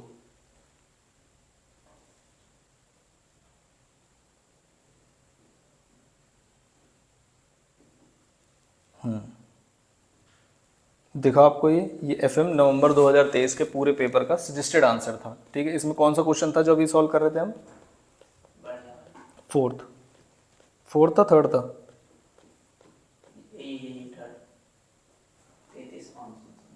ये था। ठीक है, 33। देखो 1,15,700 आया था, हालांकि कुछ सॉल्यूशन लिखा हुआ है, मैं यहाँ से भी दिखा सकता था लेकिन आपको नहीं देखना, आपको अपने दिमाग से सीखना उसकी स्पीड से। ठीक है, बिल्कुल ऐसे लिखा हुआ है। एनुअल रेवेन्यू है, डेप्रिसिएशन है, ऑपरेटिंग कॉस्ट है, अर्निंग बिफोर टैक्स है, बिल्कुल ऐसे 1,15,700 आया है। उसके बाद क्वेश्चन को सॉल्व करा दिया। क्या ये बात समझ में? लेकिन अभी मैंने एक चीज नहीं की उसमें, बताओ क्या? उसने मुझे निकालने के लिए बोली थी 2 टेक्निक, बताओ कौन कौन सी? पे बैक पीरियड और डिस्काउंटेड और प्रॉफिटेबिलिटी इंडेक्स। तो जो चीजें मैंने अभी माइनस की हैं उसे आप क्या कर दोगे? डिवाइड कर देंगे। देखो जरा ध्यान से, ये चीज है, ये है पे बैक पीरियड। पे बैक पीरियड कैसे निकाला होगा? 4 साल तक की इनकम निकाली होगी हमने और 5 लाख में से माइनस कर दिया होगा। जैसे जैसे आप मतलब एक टेबल बना के क्वेश्चन को सॉल्व करेंगे। एनपीवी हमने इसी तरीके से निकाला है, नेगेटिव इसलिए क्या कर दिया है? रिजेक्ट कर दिया है। और प्रॉफिटेबिलिटी इंडेक्स जो अमाउंट हमने प्लस की है, माइनस की है, उसे क्या कर देंगे? डिवाइड। क्योंकि ये 0 से कम है इसलिए इसे क्या कर देंगे? रिजेक्ट कर देंगे। समझ में आ गया? निकाल लोगे अपने आप ये सारी चीजें, तो आसान है। ठीक,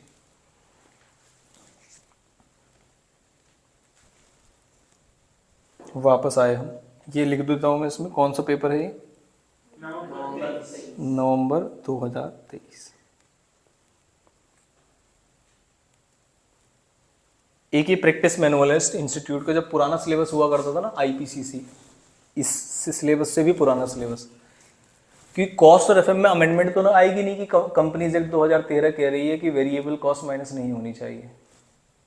कुछ होगा क्या? नहीं। जैसे डेप्रिसिएशन, जैसे खर्चा आना और जाना, पैसे के में कोई बदलाव होता है क्या? नहीं। तो जो कॉस्ट होती है, जैसे कॉस्ट भी पढ़ रखी है आपने, क्या प्रैक्टिस मैनुअल से हम क्वेश्चन सॉल्व करते हैं? हाँ। क्या उससे पेपर में आता है? यस।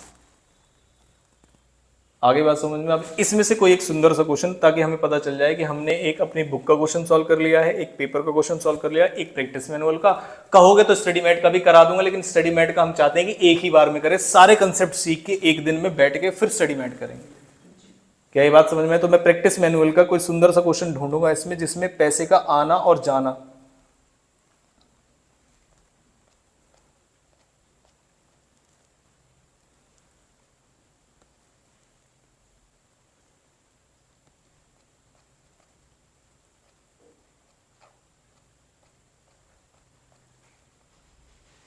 अब मैं आपको कराऊंगा रिप्लेसमेंट का क्वेश्चन। रिप्लेसमेंट का मतलब होता है कि एक मशीन जाएगी और एक मशीन आएगी। कंपैरेटिवली क्वेश्चन कराऊंगा आपको कि इस क्वेश्चन में देखते हैं आपको क्या। ये तो 2 मशीन का है, पता है आपको, 2 मशीन इन्होंने दी हुई है, एक की इनकम निकालनी, जिसकी इनकम ज्यादा है। तो ये तो बढ़िया वाला क्वेश्चन नहीं है। मैं अब देख रहा हूं यहां पर कि बताओ एक रिप्लेसमेंट का क्वेश्चन कराना है जिसमें ओल्ड मशीन और न्यू मशीन का कंसेप्ट हो।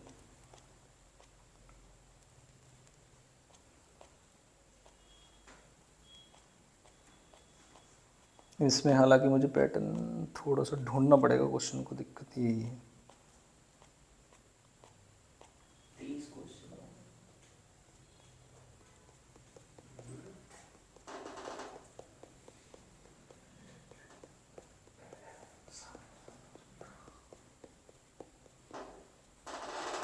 चलो इसे ढूंढने में टाइम ना वेस्ट करके, क्योंकि अपनी वाली पीडीएफ में तो सारी चीज़ें सीक्वेंस से दी हुई हैं।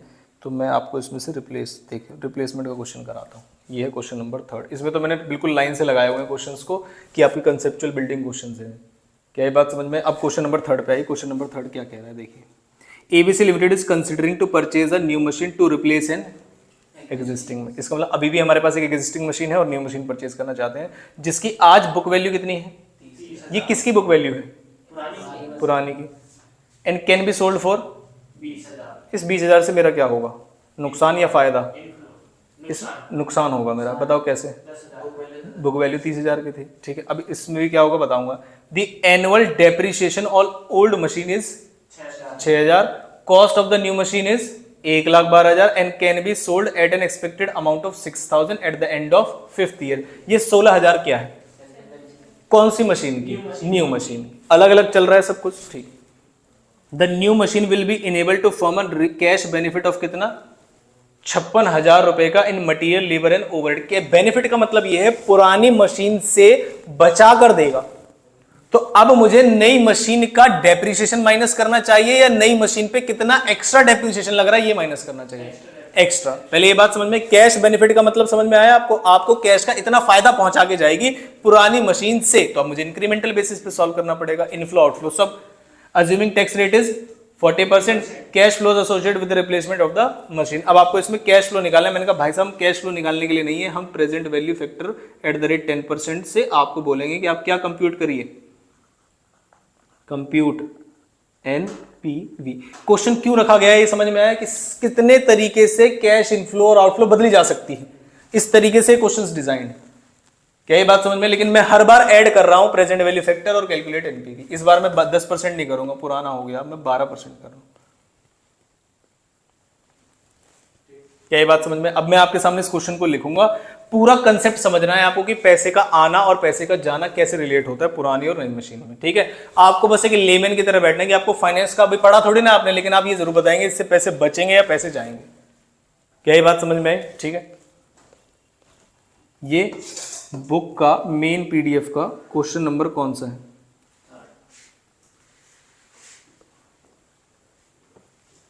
पहले मैं चाहता हूं कि मैं पहले इंफॉर्मेशन लिख लूं सारी, ताकि मुझे दिक्कत ना आए बाद में। पहले मैं लिखूंगा ओल्ड मशीन के बारे में, फिर मैं लिखूंगा न्यू मशीन के बारे में, और फिर उसके बाद क्वेश्चन को सॉल्व करूंगा।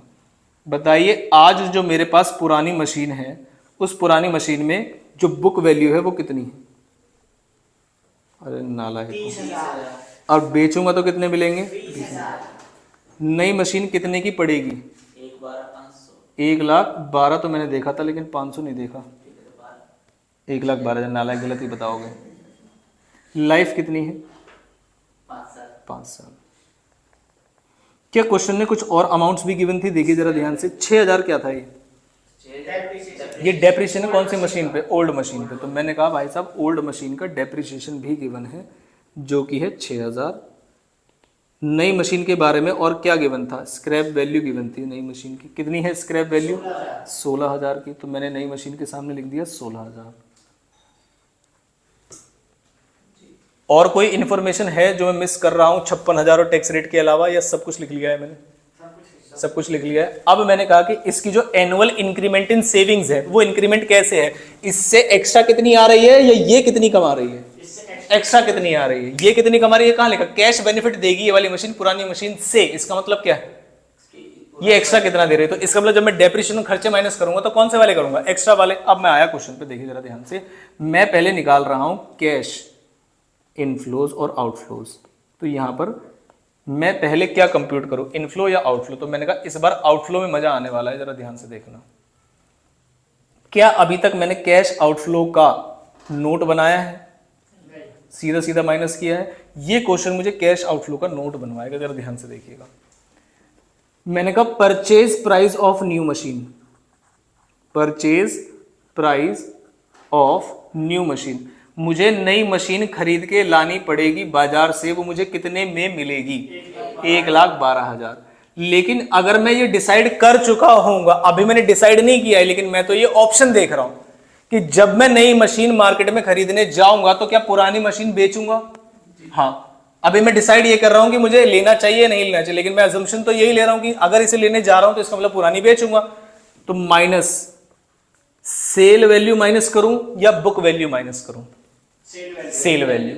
भाई मैंने कहा मेरा फोन 20,000 रुपए की इसकी आज मार्केट वैल्यू है, लेकिन कोई 12,000 रुपए देने के लिए तैयार नहीं है, 12,000 से ज्यादा नहीं, तो बिकेगा कितने का, मान लीजिए मेरा नया फोन 1,12,000 का है, तो मुझे मार्केट में से कितने पैसे मेरी जेब से जाएंगे, नेट 1,00,000। क्या ये बात समझ में, तो यह है sale value of old machine, कितने की, कितने की, 30,000।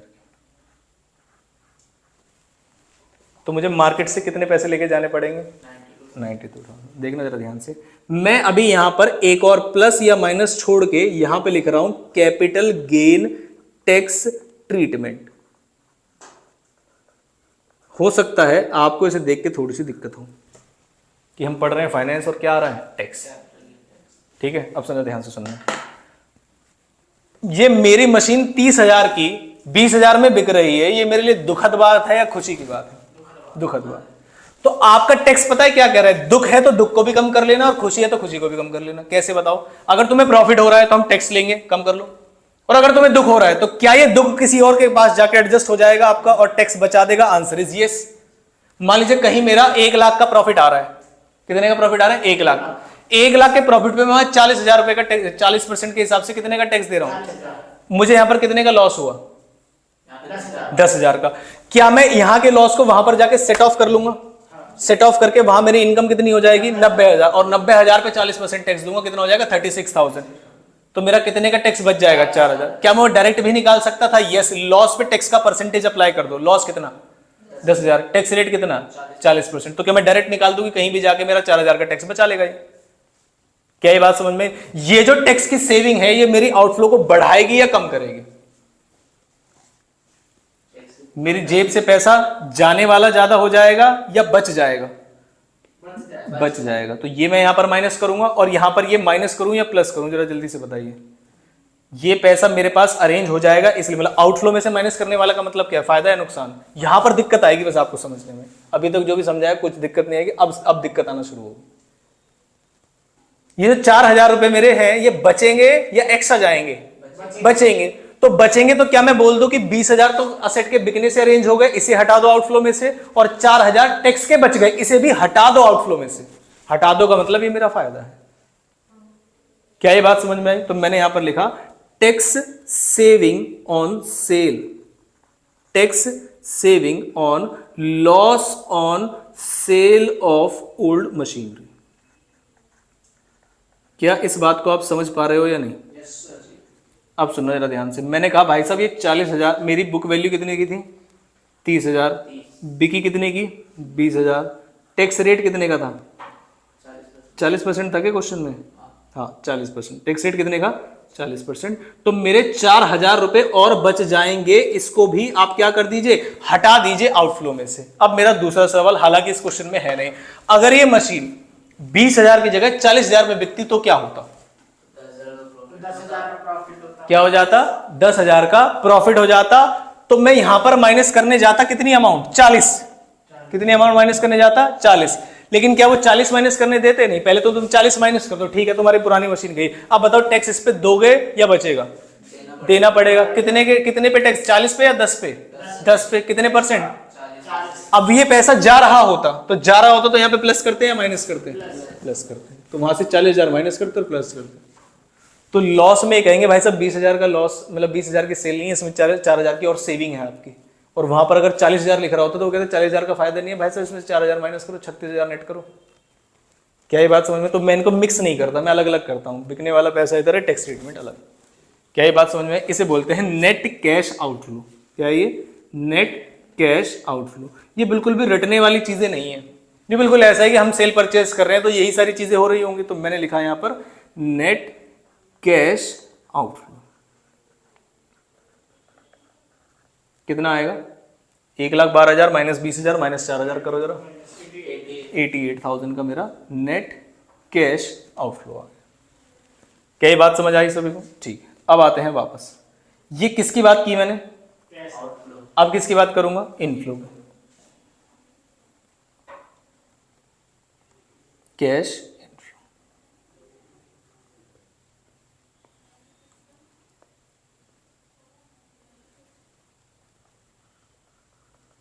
ईयर ऐसे निकालो या पहले टैक्स वगैरह डेप्रिसिएशन देखना पड़ेगा? डेप्रिसिएशन देखना। उसने कहा था भाई साहब आपको एनुअल कैश बेनिफिट देंगे। हम बताओ कितने का कैश बेनिफिट था? 56,000 का। पता है क्वेश्चन में लिखा हुआ था? इसमें से माइनस क्या उसने बोला है? कोई ऑपरेटिंग कॉस्ट वगैरह नहीं, कुछ नहीं। उसने सारी चीजें निकाली होंगी अपने पास से और नेट बेनिफिट दे दिया। लेकिन मुझे तो एक चीज निकालनी पड़ेगी, डेप्रिसिएशन। तो मैंने कहा मैं डेप्रिसिएशन दूंगा और डेप्रिसिएशन के सामने एक छोटी सी लाइन लिखूंगा, उसका नाम क्या होगा? एडिशनल डेप्रिसिएशन, जो हमें देना पड़ेगा। एडिशनल डेप्रिसिएशन का मतलब यहां पर यह है कि न्यू मशीन पे डेप्रिसिएशन माइनस ओल्ड मशीन पे डेप्रिसिएशन। 1,12,000 का मेरा न्यू मशीन है जो एंड में जाके बिकेगी। तो कितने की बिकेगी? मैंने ऊपर ही लिख लिया था 16,000। तो 16,000 की बिकेगी ये एंड में जाकर, और डिवाइड कर दूंगा 5 से। 13,200। और क्वेश्चन ने कहा था कि भाई साहब पुरानी जो मशीन है वो आगे जाके भी अगर नहीं बेचोगे तो डेप्रिशिएट होगी, क्योंकि बुक वैल्यू खत्म थोड़ी हुई है। तो 6,000 रुपए की डेप्रिशिएट होगी। 13,200। तो बताओ एडिशनल डेप्रिसिएशन कितना? 13,200 माइनस करके बता रहा होगा ना। तो 13,200 ये एडिशनल डेप्रिसिएशन है। जब मैं माइनस एडिशनल डेप्रिसिएशन कर रहा हूं तो बताइए प्लस क्या करूंगा? Additional depreciation. पुराना तो नहीं करूंगा ना नया करूंगा, जैसे माइनस किया वही ऐड करना है। तो मैंने बताओ गलती क्या की? गलती नहीं करी। हाँ, ऐसे ही सॉल्व हो गए। ऐसे ही सब। अब ये क्या निकलेंगे? Profit before tax. क्या निकला है? Profit before tax. ये कैश बेनिफिट बिफोर टैक्स कितना आएगा? 42,800। इसमें से माइनस क्या करूं बताओ? टैक्स। रेट क्या है टैक्स का? 40%। 17,120। 25,680 और 17,120 माइनस क्या है ये? प्रॉफिट आफ्टर टैक्स या नेट अर्निंग जिसे बोलते हैं। कितना? 25,680। मैं इसमें कैश बेनिफिट क्यों नहीं लिख पा रहा हूं? कैश इनफ्लो क्यों नहीं लिख पा रहा? बताओ प्रॉफिट क्यों लिख रहा हूं? क्योंकि डेप्रिसिएशन की ट्रीटमेंट नहीं। कैश का मतलब ये है कि आपने सारी एडजस्टमेंट कर दी। अब करूंगा, देखो मैं प्लस करूंगा यहां पर डेप्रिसिएशन। कितना आएगा जरा जल्दी से बताएं। जो पहले प्लस किया था वही यहां पर क्या करेंगे? जो पहले माइनस किया था वही यहां पर क्या करेंगे? प्लस। और अब मैं लिखूंगा इसको एनुअल कैश इनफ्लो। कितना आएगा? 38,880। क्या ये भी ईयर 5 में चेंज हो जाएगा? इस बार क्वेश्चन ईयर 1 to 4 तक अलग करूं या 1 to 5 तक एक करके और 5th का थोड़ा सा अलग से ऐड कर दें? बताओ आप क्या कहेंगे? जैसे मान लीजिए मैंने कहा ये तो 4 साल तक सेम रहेगी। अभी आप क्या इस बार 1 to 5 कर दूं ये, और ईयर 5th की अलग से देख लेंगे। तो 1 to 5 ये है मेरी, और ईयर 5th में अलग से मैं क्या निकलूंगा? स्क्रैप वैल्यू कितने की? 16। अब मैं क्वेश्चन को नॉर्मल तरीके से सॉल्व करने आ गया। मेरे पास इनफ्लो आ गई है और आउटफ्लो आ गई। बताओ अब क्या चाहिए आपको? तो क्या ईयर में डायरेक्ट लिख दूं ईयर 1 to 5 और ईयर 5 अलग से? पांचवे वाले की देख भी लेना जीटी करने से पहले। 0.621, इसीलिए तो फायदा आएगा ना। पहले क्या करना था, 4 तक आके जीटी करना था, फिर दोबारा जाना पड़ रहा था, अब नहीं जाना पड़ेगा। 5th तक आके एक बार देख लो 5th में क्या है, और फिर जीटी मार दो, बताओ कितना आएगा। हाँ इस बार लेकिन 12% है, नालायक 10 से मत करो। Present value factor eight the rate 12%, कितना है 0.567, 12% का निकालो दोबारा। हाँ 12% रेट नहीं आता। 0.56 कितना, ऊपर वाले बता 3.604। क्या ये बात समझ में आ गई? अब मुझे बताओ कैश इनफ्लो थी कितनी, अभी तो निकाली है, कितनी 38,880, तो मैंने यहाँ पर लिखा 38,880, और जो 5th ईयर की अलग से है वो है 16,000, और ये आ जाएगी मेरी कैश इनफ्लो।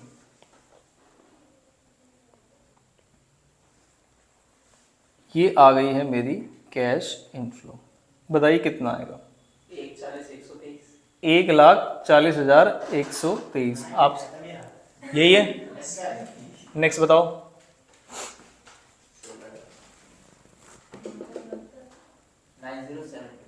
9072।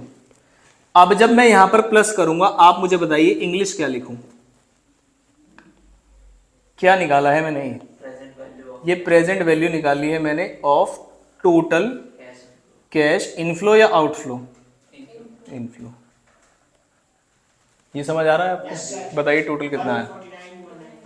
149,195। इसमें से माइनस करूंगा मैं क्या, नेट कैश आउटफ्लो, क्योंकि वो भी तो नेट अमाउंट में निकाला था ना हमने, नेट कैश आउटफ्लो। अब देखो नेट कैश आउटफ्लो कितना है, ये रहा हमने जो निकाला था, कितना 80। तो क्या हमें नेट बेनिफिट हो रहा है या नहीं हो रहा, बताओ। हो रहा है। ये 88,000 था, 88 था ना खाली, 88,000। और जरा मुझे बताओ कि ये क्या निकल के आया, क्या निकल के आया, नेट प्रेजेंट वैल्यू कितना आया, 61,195। ये पॉजिटिव में आया या नेगेटिव में आया, पॉजिटिव। तो इसका मतलब हमें क्या सजेशन देना चाहिए कि क्या इस मशीन को हमें रिप्लेस कर देना चाहिए? आंसर इज यस, क्योंकि ये नेट बेनिफिट देगी हमें। समझ में आया नहीं आया? अब इसके लिए मैं क्या करूंगा, आपको सिर्फ एक होमवर्क दूंगा, सिर्फ एक होमवर्क। एक होमवर्क का मतलब ये, पहले आपको दोबारा से इन्हीं क्वेश्चंस को जाके दोबारा से रीड करना है, और फिर से, ऐसा नहीं कि मैं पीडीएफ भेजूं और आप उतार दो। पूरा दिमाग लगाना है। क्या आपको अब दिमाग लगा, आना और जाना, पैसा कैसे आ रहा है, पैसे देखो शुरुआत कहां से की हमने, कि आने वाला पैसा और जाने वाला पैसा आपको दे दिया, उससे हमने कंसेप्ट बिल्ड किया कि कैलकुलेशन कैसे करते हैं। फिर दूसरे क्वेश्चन में जब हम आए यहां से, तो हमने बुक से क्वेश्चन उठा लिया, और बुक से क्वेश्चन में आउटफ्लो इनफ्लो लाइफ वगैरह लेके फिर हम गए कि इस तरीके से भी इनफ्लो निकाली जा सकती है। सेल्स माइनस वेरिएबल कॉस्ट जो तरीका हम अपनाते थे कॉस्ट में, उस तरीके से भी डेप्रिसिएशन का कंसेप्ट सीखा, एड बैक करके क्या होता है। फिर हमने एक एग्जाम का क्वेश्चन उठा लिया, उसमें भी हमने देख लिया कि जब क्वेश्चन साइलेंट होगा तब भी डेप्रिसिएशन हमें निकालना पड़ेगा। क्या ये बात समझ में है? और उसके बाद एक क्वेश्चन हमने और देखा, किस कंसेप्ट का, रिप्लेसमेंट का। किस कंसेप्ट का, रिप्लेसमेंट का।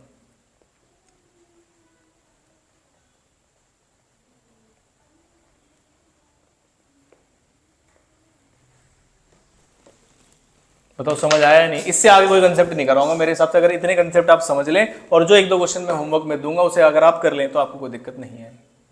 क्या ये बात समझ में आई? तो होमवर्क वाला क्वेश्चन लिखिए, कौन सा वाला क्वेश्चन दूं।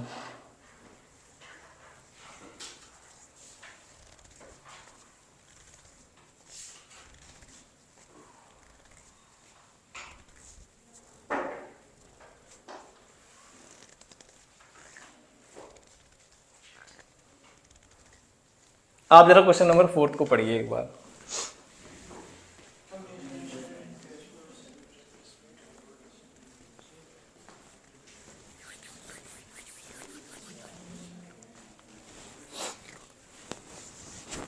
क्या ये पहले जैसा ही क्वेश्चन है? कंपनी इंटरेस्टेड है कि एक रिप्लेसमेंट देखना चाहती है वो।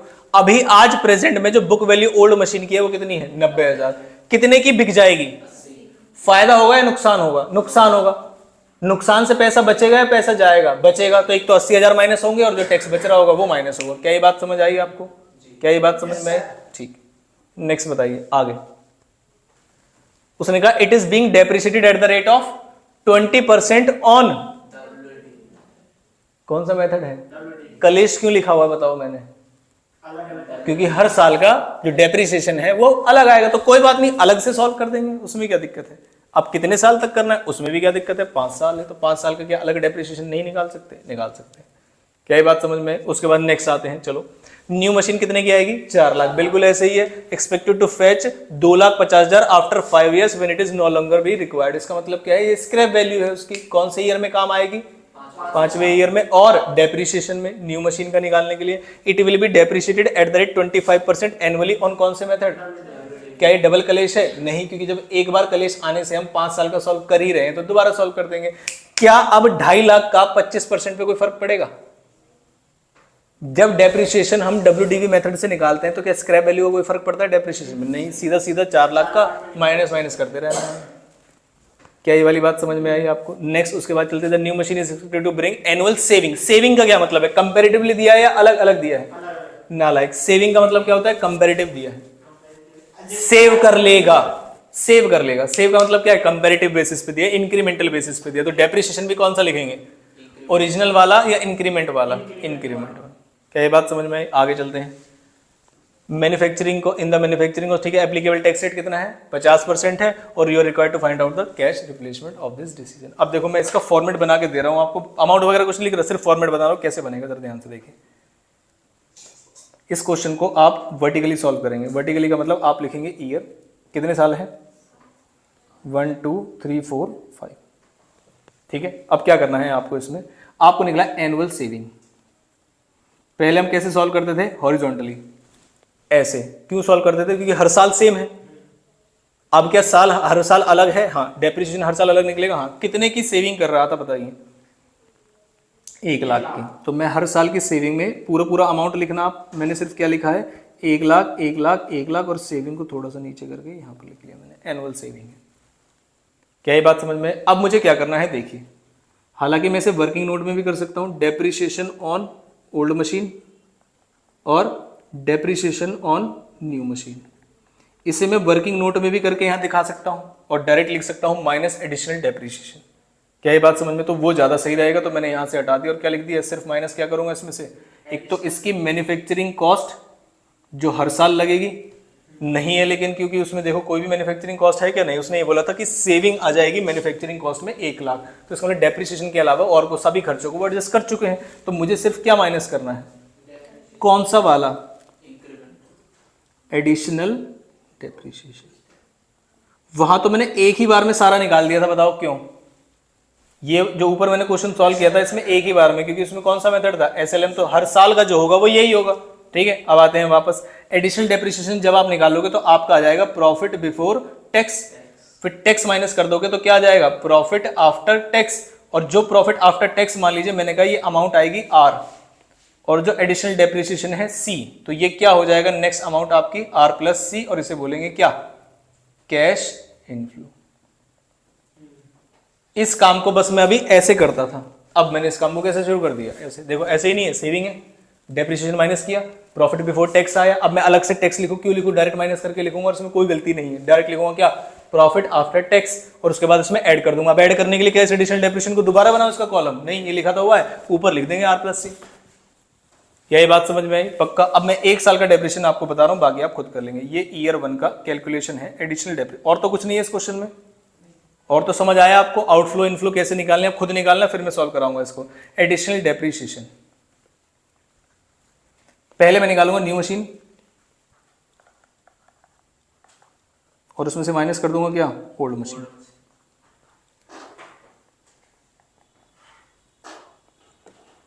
ईयर 1 में न्यू मशीन पे डेप्रिसिएशन कैसे निकालूंगा बताइए जरा ध्यान से। 4 लाख का 25%, माइनस थोड़ी करेंगे, कितना आएगा डेप्रिसिएशन, 1 लाख। अब सुने जरा ध्यान से, क्योंकि अब मैं FM पढ़ा रहा हूं आपको, तो क्वेश्चन सॉल्व करना एग्जाम में जरूरी नहीं है, क्वेश्चन जल्दी सॉल्व करना एग्जाम में जरूरी है। तो अब मेरे पास ईयर 1 2 3 4 5 क्या रेट था डेप्रिसिएशन का। अब आपको क्या करोगे, बार बार 4 लाख में से 1 लाख घटाओगे, फिर 25%, फिर 1 लाख घटाओगे, जो भी डेप्रिसिएशन आता जाएगा वो माइनस करते जाओगे। ऐसा मत करिए, एक बार डेप्रिसिएशन लगाइए और 100 माइनस रेट करके सीधा मल्टीप्लाई करिए 75% से। पहले साल का अगर 1 लाख है तो अगले साल का कितना होगा, 75,000, अब फिर से उसका 75% कर दीजिए, 56,250, उसके बाद 42 187 हाँ 0.5 कोई नहीं ट्रीट कर दो। 641। अब क्योंकि क्वेश्चन अगर आपका आता है WDV से तो हमें टेक्निक तो बदलनी पड़ेगी ना ताकि जल्दी सॉल्व करें। अब आप एक बार नॉर्मल डेप्रिसिएशन जैसे कंप्यूट करते हैं इसका निकाल के देखिए 3 साल तक क्या यही डेप्रिसिएशन आ रहे हैं। 4 लाख की मशीन थी, 1 लाख माइनस कर दिया आपने, फिर 25% निकालिए।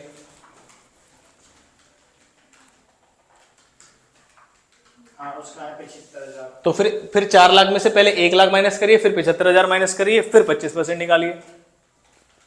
यही आ रहा है। आप एक बार और निकाल लीजिए, 4 lakh minus 1 lakh minus 75 minus 56,250 minus 42,188 फिर 25%। ये 56 तक माइनस जहां तक भी करना है 42,188। क्या ये बात समझ में आ रही है? तो क्या करना है आपको, पहले साल का डेप्रिसिएशन निकाल, ये मत करना 4 लाख का 75% सीधा, पहले साल का डेप्रिसिएशन और 100 माइनस रेट। क्या ये बात समझ में आती है? ठीक है। ये काम क्यों आएगा आपको ये समझा रहा हूं मैं आपको, देखिए जरा ध्यान से, क्योंकि ऊपर वाली मशीनरी का भी डेप्रिसिएशन निकालना है मुझे। बताओ जरा ऊपर वाली मशीनरी डेप्रिसिएशन के बारे में क्या बोला? 20% एनुअली डेप्रिशिएट हो रही है। कौन से मेथड से? WDV। अब क्या आपको इसकी स्टेट जो ऊपर वाली अमाउंट है वो याद है क्या? कॉस्ट कितने की थी? नहीं, लेकिन उसने बुक वैल्यू दे दी। बुक वैल्यू कितनी है? 90,000। 90,000 का पहले साल का डेप्रिसिएशन बताइए ओल्ड मशीनरी पे। 18,000। अब मैं क्या करूं आप खुद बताओ। सीधा इस 18,000 का क्या कर दूंगा? 80%। ये बात समझ आई या नहीं? जल्दी से बताओ। 14,400। कितना आया? 14,400 11,520 11,520 9216 9216 7373 73। अब बस मुझे क्या करना है, यहां पर जो अमाउंट आएगी वो एडिशनल डेप्रिसिएशन की आ जाएगी सीधा, और उस एडिशनल डेप्रिसिएशन को उठा के यहां पर लिख दीजिएगा। जो इस क्वेश्चन में नया कंसेप्ट था WDV का वो मैंने आपको समझा दिया है। क्या ये बात समझ में? उसके बाद ये क्वेश्चन ऐसे ही होगा जैसे क्वेश्चन सॉल्व कराया था आपको, कैश आउटफ्लो वगैरह सब ऐसे ही निकलेगा। क्या अब समझ आ गया आपको? पक्की बात है, सॉल्व हो सकता है। यस, ये एक डिफिकल्ट क्वेश्चन माना जाता है फाइनेंशियल मैनेजमेंट में। क्या ये बात समझ में आई? क्या कैटेगरी के क्वेश्चन समझाए हैं वो समझ आ गए हैं? किसी पॉइंट पे डाउट है तो पूछो, वरना मैं खत्म करता हूँ आज की क्लास। फिर आगे जब नेक्स्ट क्लास होगी तो और बढ़िया क्वेश्चन करेंगे। कोई पॉइंट दोबारा बता दो टैक्स वगैरह का, कर लेना एक बार, और जो डाउट आएगा वो आप पूछ लेना। क्या ये बात समझ में? मैंने कभी भी कैपिटल बजटिंग की क्लास में इस कंसेप्ट तक पहली क्लास में नहीं लेके गया हूँ, क्योंकि मैं क्या करता था, पहले ऐसे क्वेश्चन कराता था, फिर उसके बाद अगला क्वेश्चन कराता था। अब उसमें होता क्या था कि कुछ बच्चे ऐसे भी होते थे जो मेरे से कॉस्ट नहीं पढ़े। क्या ये बात समझ में? आप लोगों ने कॉस्ट पढ़ी हुई है मेरे से, तो मुझे नहीं लगता मुझे माइनस करके ये जो दिखा रहा हूँ मैं, वेरिएबल कॉस्ट माइनस करना या फिक्स कॉस्ट माइनस करना क्या होता है मुझे समझाने की जरूरत नहीं। क्या ये बात समझ में आ गई? तो आपको ये वाला क्वेश्चन बिल्कुल लाइन से जैसे समझाए जा रहे हैं वैसे करने हैं, और ये बुक आपके इतने काम आई क्योंकि इसमें कंसेप्ट बिल्डिंग क्वेश्चन है। क्या ये बात समझ? तो घर जाकर चैलेंज पता है क्या होता है? नए क्वेश्चन ट्राई करना नहीं, मैंने जो क्वेश्चन क्लास में कराए हैं बिना सॉल्यूशन पीडीएफ देखे, क्या आप उसे पढ़ के दोबारा से सॉल्व कर पा रहे हैं? नहीं, जब जरूरत लगे तभी पीडीएफ देखना। और एट लास्ट बात कहां पर रह जाएगी? पैसा बच रहा है या पैसा जा रहा है, बस बात खत्म। वही पॉइंट टैक्स में भी आया था। समझ में आया? ऊपर से तो नहीं गया अभी तक? सब समझ में आया। पैसे का आना पैसे का जाना समझ में आ रहा है आपको? ठीक है, तो यहां तक हमने छोड़ दिया। ये मेरे हिसाब से आपके पूरे सिलेबस का, पूरे इंटर के सिलेबस का, कंप्लीट सिलेबस का सबसे इंटरेस्टिंग चैप्टर है। और हालांकि हम इस आज की क्लास के बेस पे भी स्टडी मैट के काफी सारे क्वेश्चन हम सॉल्व कर सकते हैं, लेकिन अभी हम स्टडी मैट छेड़ नहीं रहे हैं। पहले मैं पूरी वैरायटी करा दूंगा, उसके बाद एक ही क्लास में सारे क्वेश्चन कर लेंगे। क्या ये बात समझ में आती है? ठीक है, तो आज की क्लास करते हैं खत्म।